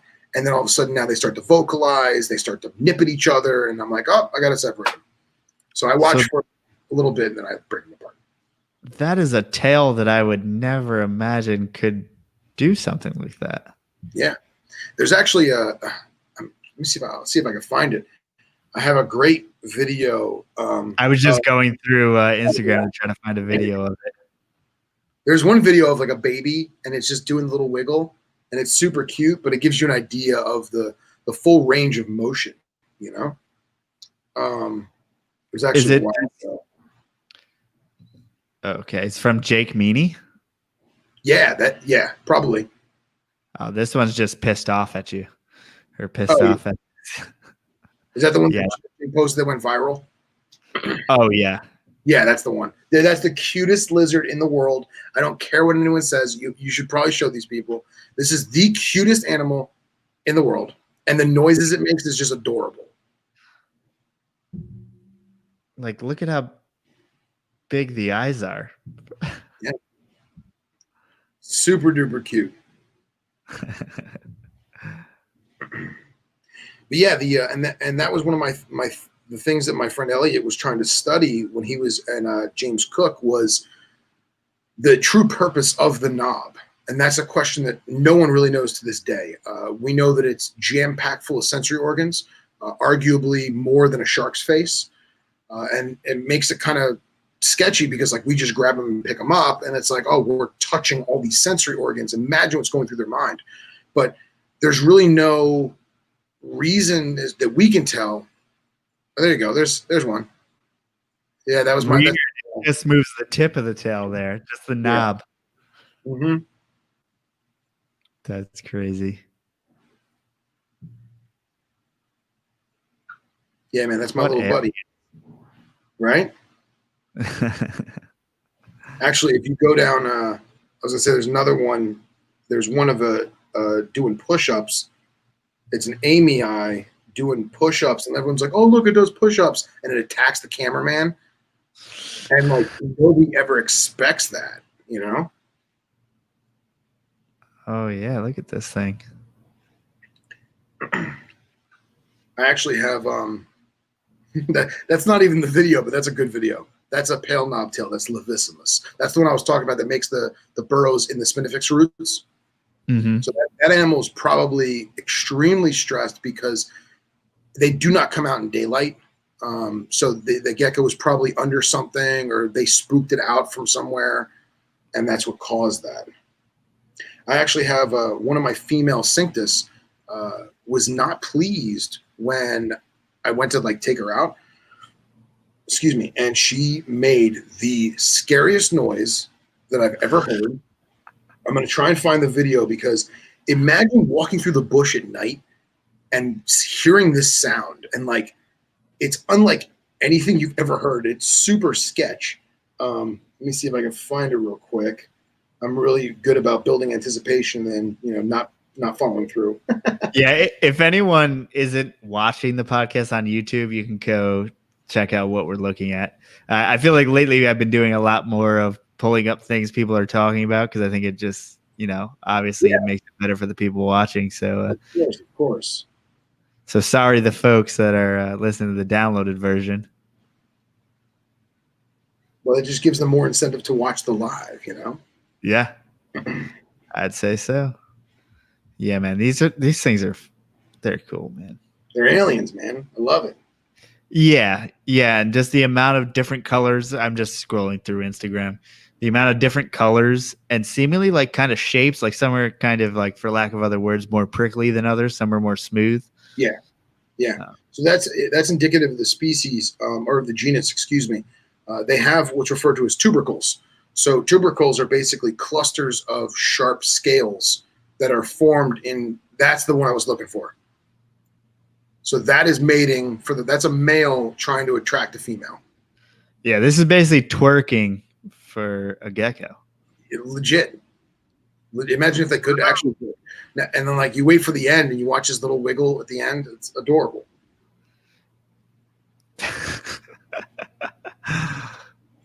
Little did he know we were filming, right? That's crazy.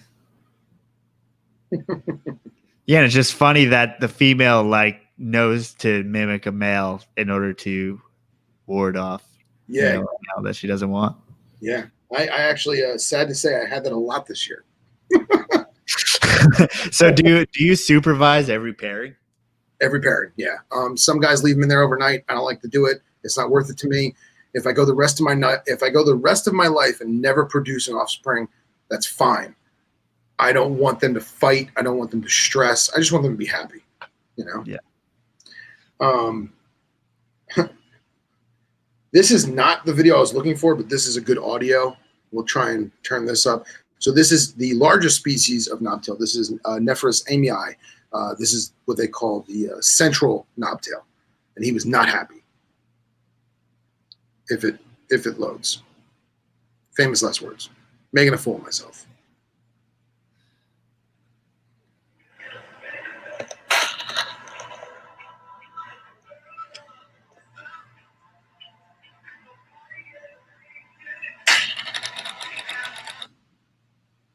What the hell?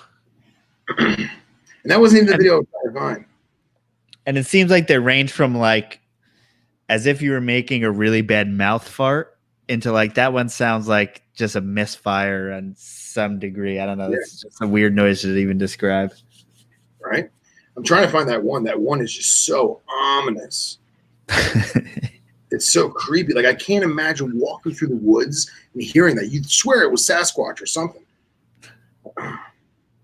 So how many different species are there in this genera? So it's arguable. Some people include Underwoodosaurus as a knobtail, some don't. It's typically 9 to 14. So you have subspecies, and then you have full actual described species. You have different complexes as well. So what we would call a prickly complex would be your Asper, your Amii, and your Shei. Those are your more rocky alcoves, barren desert. Those are the super spiky ones. Those are also the only gecko that cannot drop their tail. Then you have the western stuff, which is your bandids. Your bandids are actually 2 species, Wheeler Eye and Cinctus.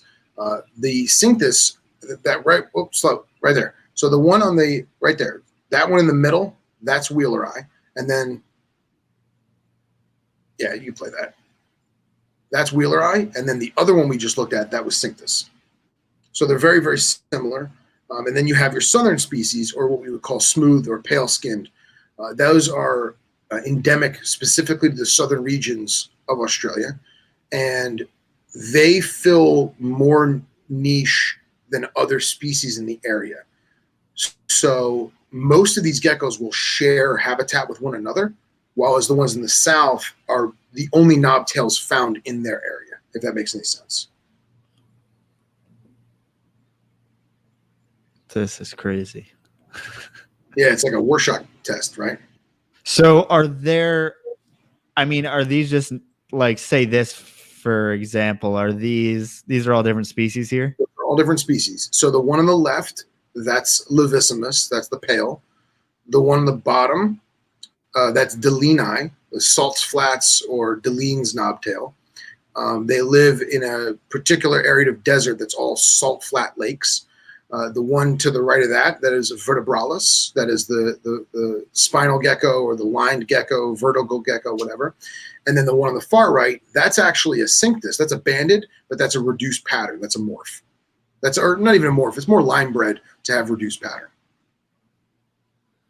So how many morphs and stuff like that is like hunting morphs or things like that? Like, is morph breeding a big thing in knobtails? It is.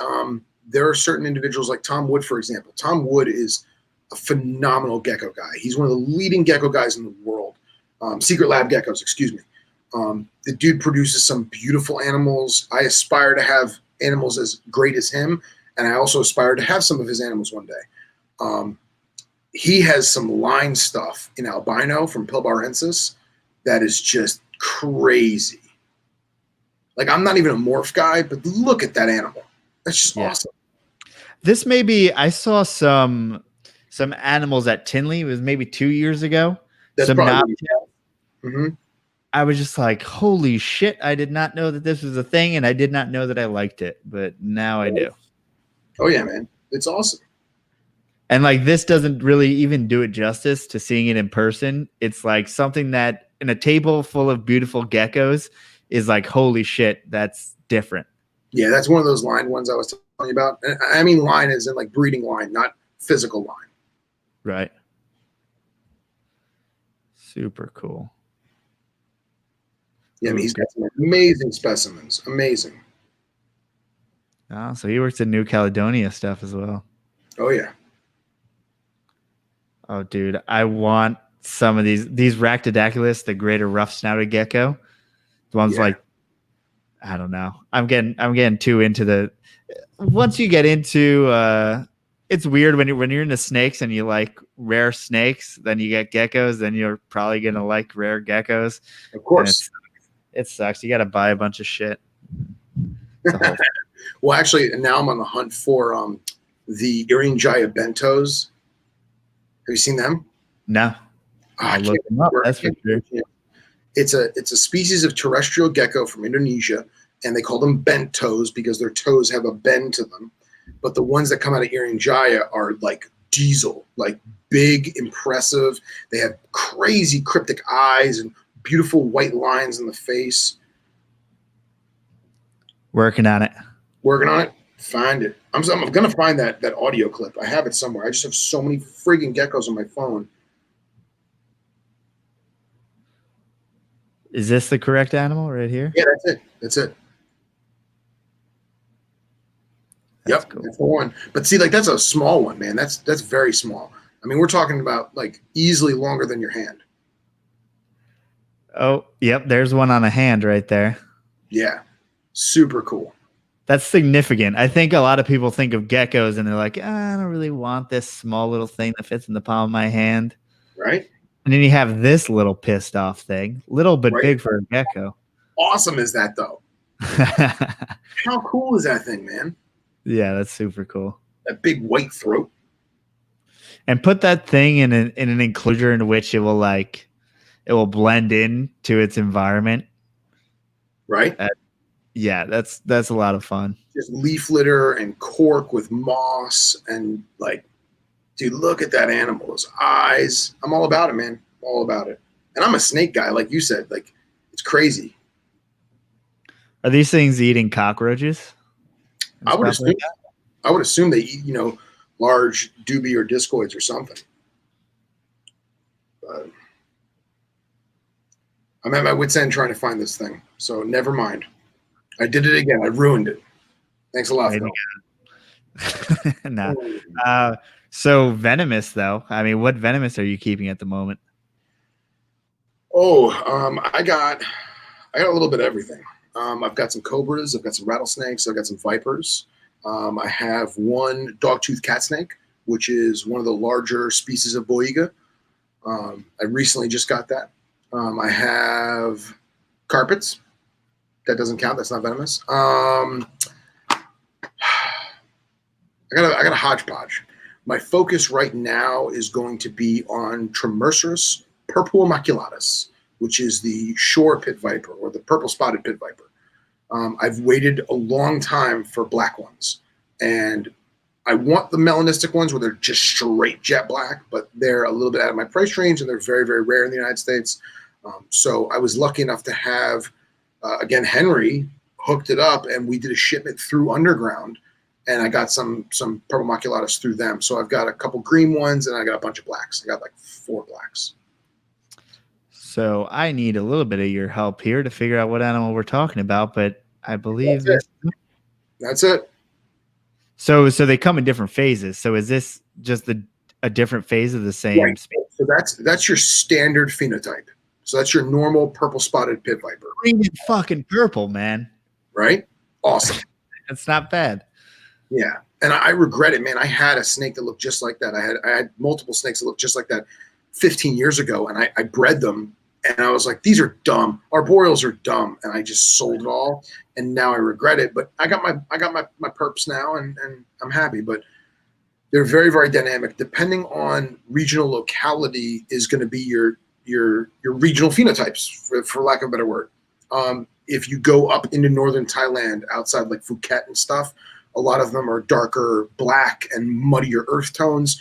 The more south on the Malay Peninsula you go into Malaysia and Singapore, you get black with patterns, you get green with patterns, you get rusty reds with patterns. And then right across the Straits of Malacca into Sumatra, you get a wider dynamic of greens and earth tones. That's not it. That's different.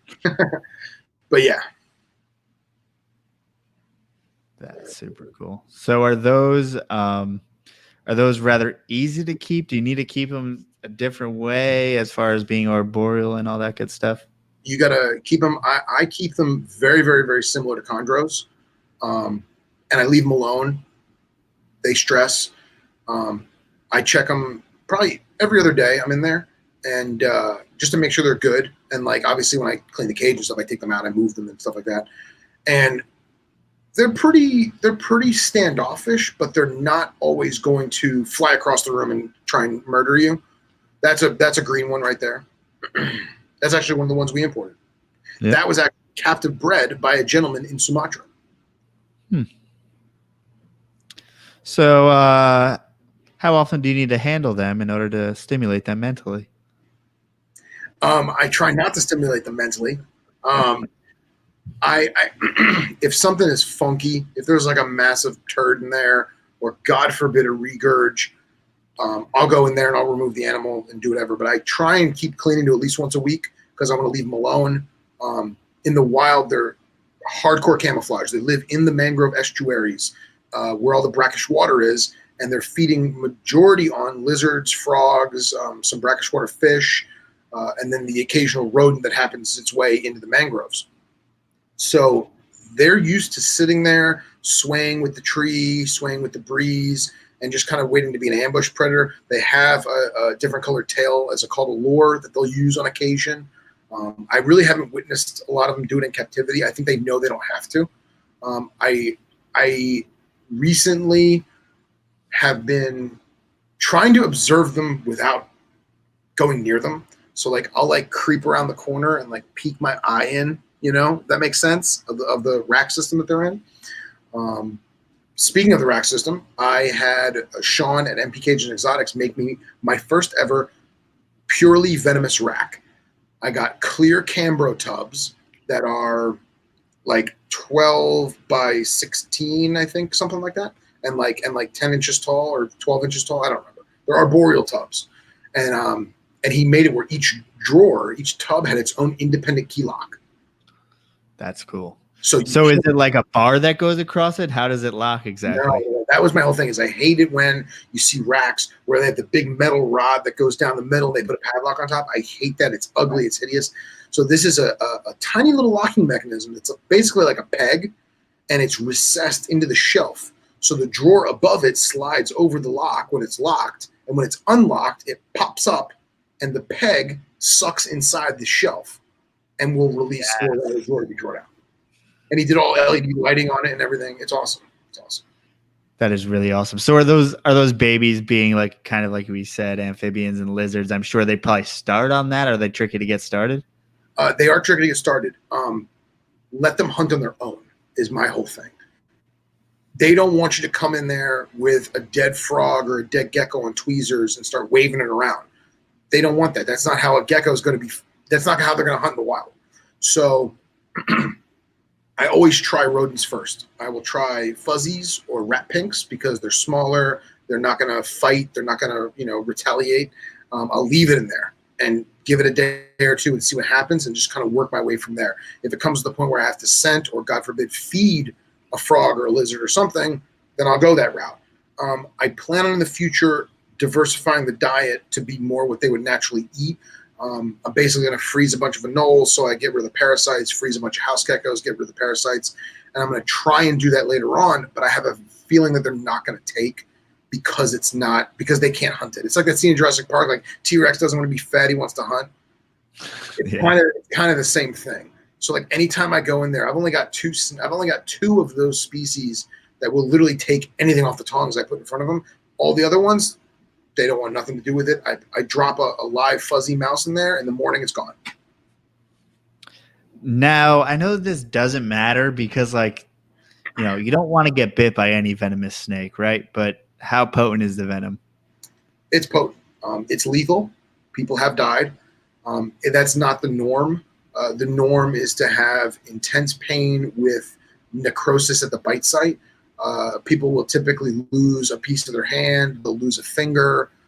They may develop some kind of blood infection because of the hemotoxins, flowing through the body.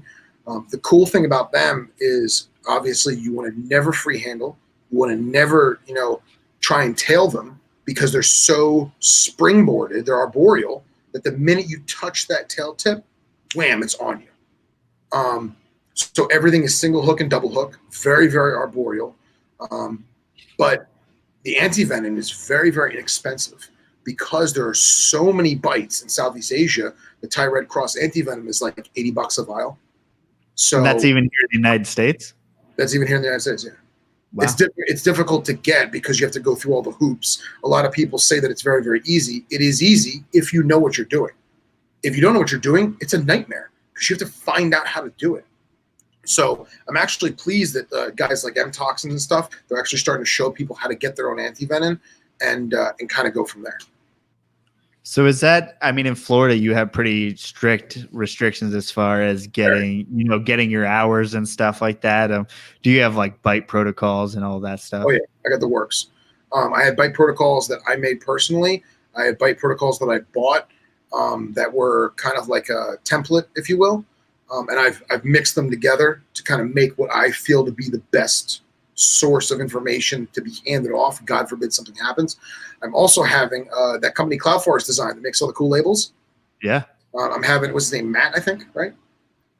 I don't know. I haven't. I should probably get in touch with them. I've seen them everywhere as far as like they have amazing placards for animals on inclusions and stuff like that. I'm having him make me a label for every single venomous species I make, but I had him change it up, and it's going to have the specific. It's going to have 2 different specific antivenoms on the front of it, and on the back I'm going to put Velcro. So God forbid something happens. And I know we joke about this, but I can literally go like, oh shit, contain the animal, assess the damage to myself, assess how I'm going to get to medical help, rip the Velcro off the cage. Now I have the antivenom in my hand. If I have to Velcro it to my beard or stick it in my shirt or whatever, I have that. So God forbid I go unconscious or I'm unable to talk from paralysis, I can have that antivenom card in my hand and they'll know what to put in me. Now, I guess the very basic question I have to ask is, have you ever been bit, whether dry or otherwise? I have I have not been bit by anything lethal. We'll put it that way. I don't think I've ever told this story before, but I'll tell this story. There is a small species of viper, and Justin's gonna be so mad that I'm telling this story on not on his show. It is the 2nd hour and 15th minute, so it's pretty deep in there. It's a gem. It's a hidden gem. Hidden gem, right? So I was actually, I won't say I was bit because I wasn't bit. I was envenomated by a very mild viper from South Africa. And it was not pleasant. But when I made the appropriate phone calls to procure antivenom, I was told by the elite of elite antivenom people that I was on my own because there's only 6 people on record that have ever been bit, and there's no antivenom. So I basically had pain in my hand and nerve pain over my whole body, and then it all went away. That was it. So I don't know if it was a light bite. I mean, it wasn't a bite. It wasn't a bite. I got pricked by a fang. We'll put it that way. And it was just enough to do something. But other than that, I've never been. So what do we take from Not that yet. to basically, to tell people who are getting into things, what's your lesson learned there? My lesson learned is don't do medical stuff by yourself. That's the first thing. You can handle by yourself. We're going to do it. You're going to have to do it. You're at home. You're by yourself. You're going to handle by yourself. Don't get in the habit of handling with it by yourself, being alone at home. But if you have to, make sure people know you're doing it, whether you text your girlfriend or you text your roommate or say, hey, I'm taking stuff out. Or at the same time, going back to medical, don't do medical by yourself. If you have to tube an animal, don't do it by yourself. If you have to remove an eye cap, don't do it by yourself. And when you're cleaning a cage, be mindful as to fangs being dropped in the substrate. I had a girl who was training with me for many, many years, and she always would be barefoot in my friend's venomous room. And we told her, stop going barefoot, wear shoes. There are fangs, they fall out, they're in the feces, they naturally shed them just out of the front of their mouth. There will be fangs on the floor. And she never listened. So we had a really, really big Eastern Diamondback fang that we cleaned off with alcohol and bleached it and made it look all pretty. And I put it on the carpet. And I said, hey, come in here. Let me show you something. And she walks in, and I made sure she wasn't going to step on it. And we were talking. I said, oh, my God, look at the floor. How many times I got to tell you not to come in here barefoot? And she goes, oh, my God, I could have stepped on that. Oh, my God. Oh, look, there's another one. You only put one on the floor.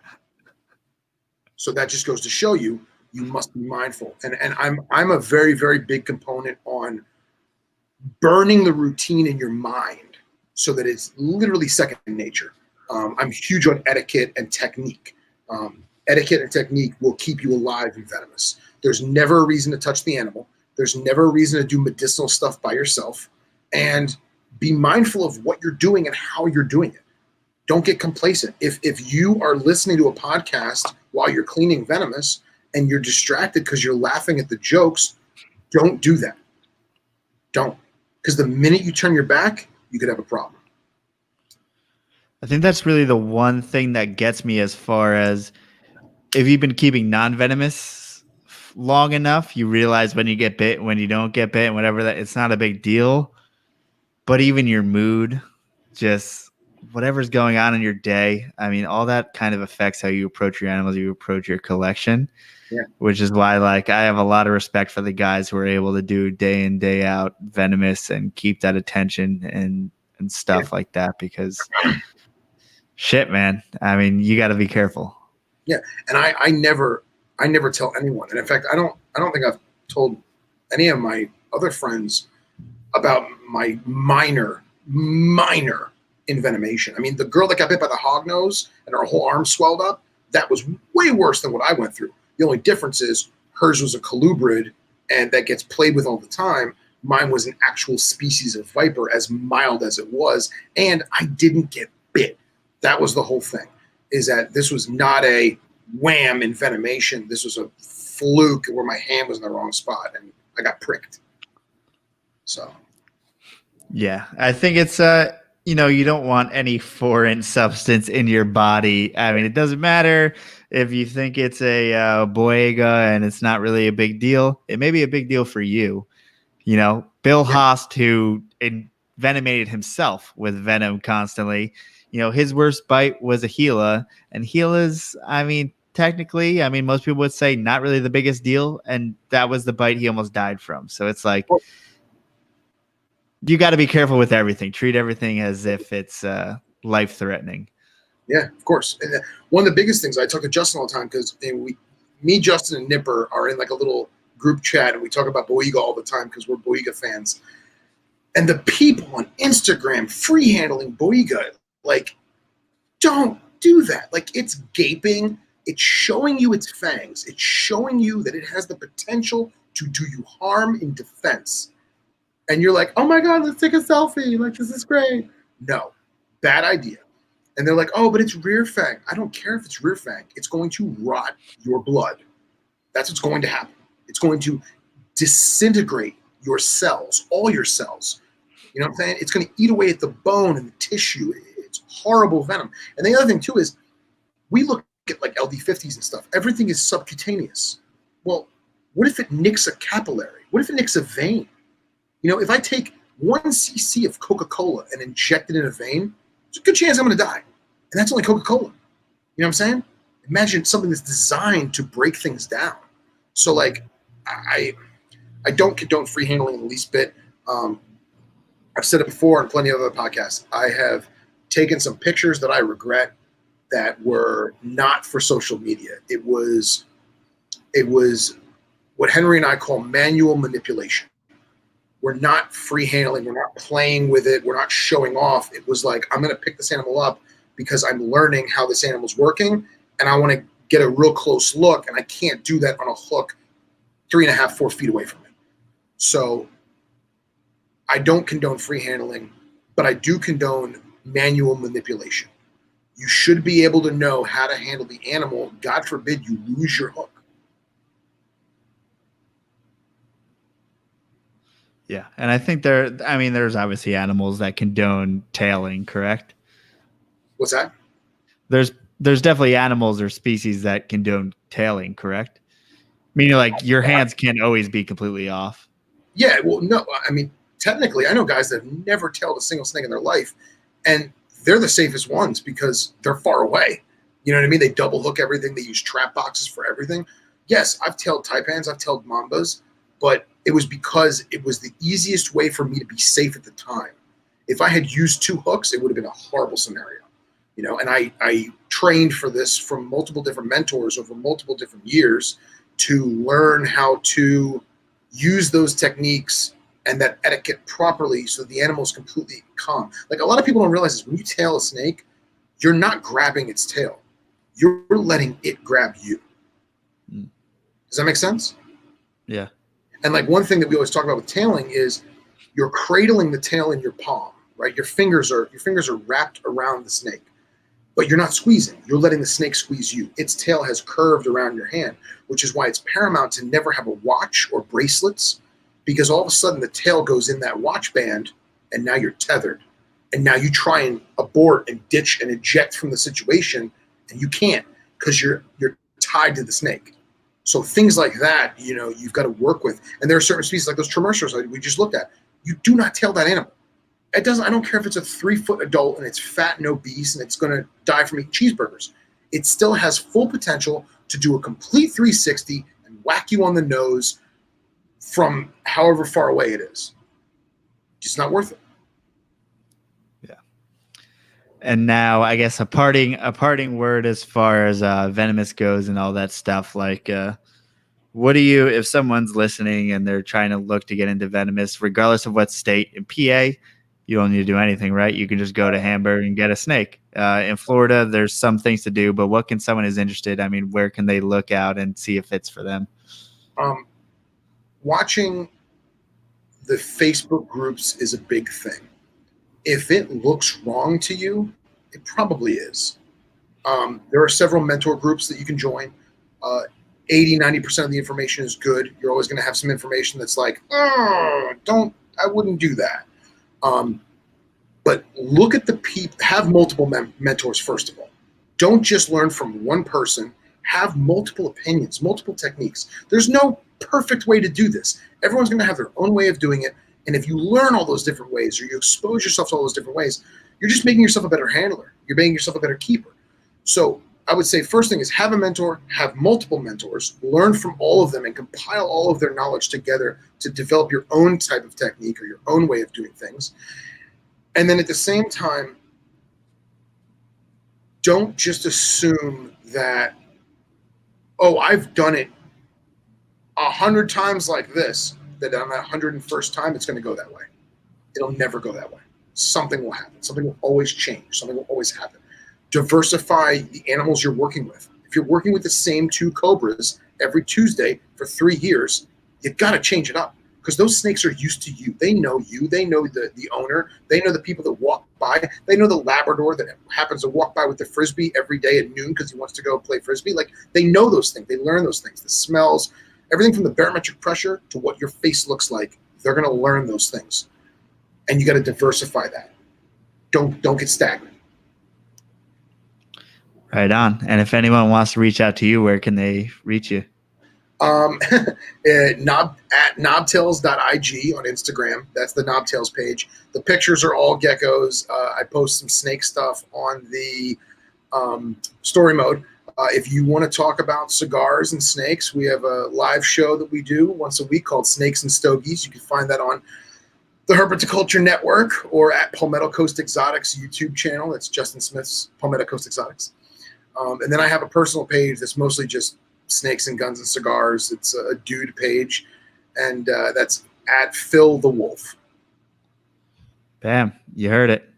All right, Phil. As far as me, Port City Pythons or Port City Pet everywhere. PortCityPet.com, ISOPODS, snakes, all that good stuff. Check out Snake Discovery, of course, YouTube and Instagram and all the places in which you could find them. And Phil, man, thank you so much. This is a great podcast. Sorry I rambled too much, but I love being on here, man. I really appreciate it. No, I mean, the rambling is the intent of the whole program. I appreciate it. It's good stuff. Yeah, everyone go check out Snakes and Stoogies and Herpetoculture.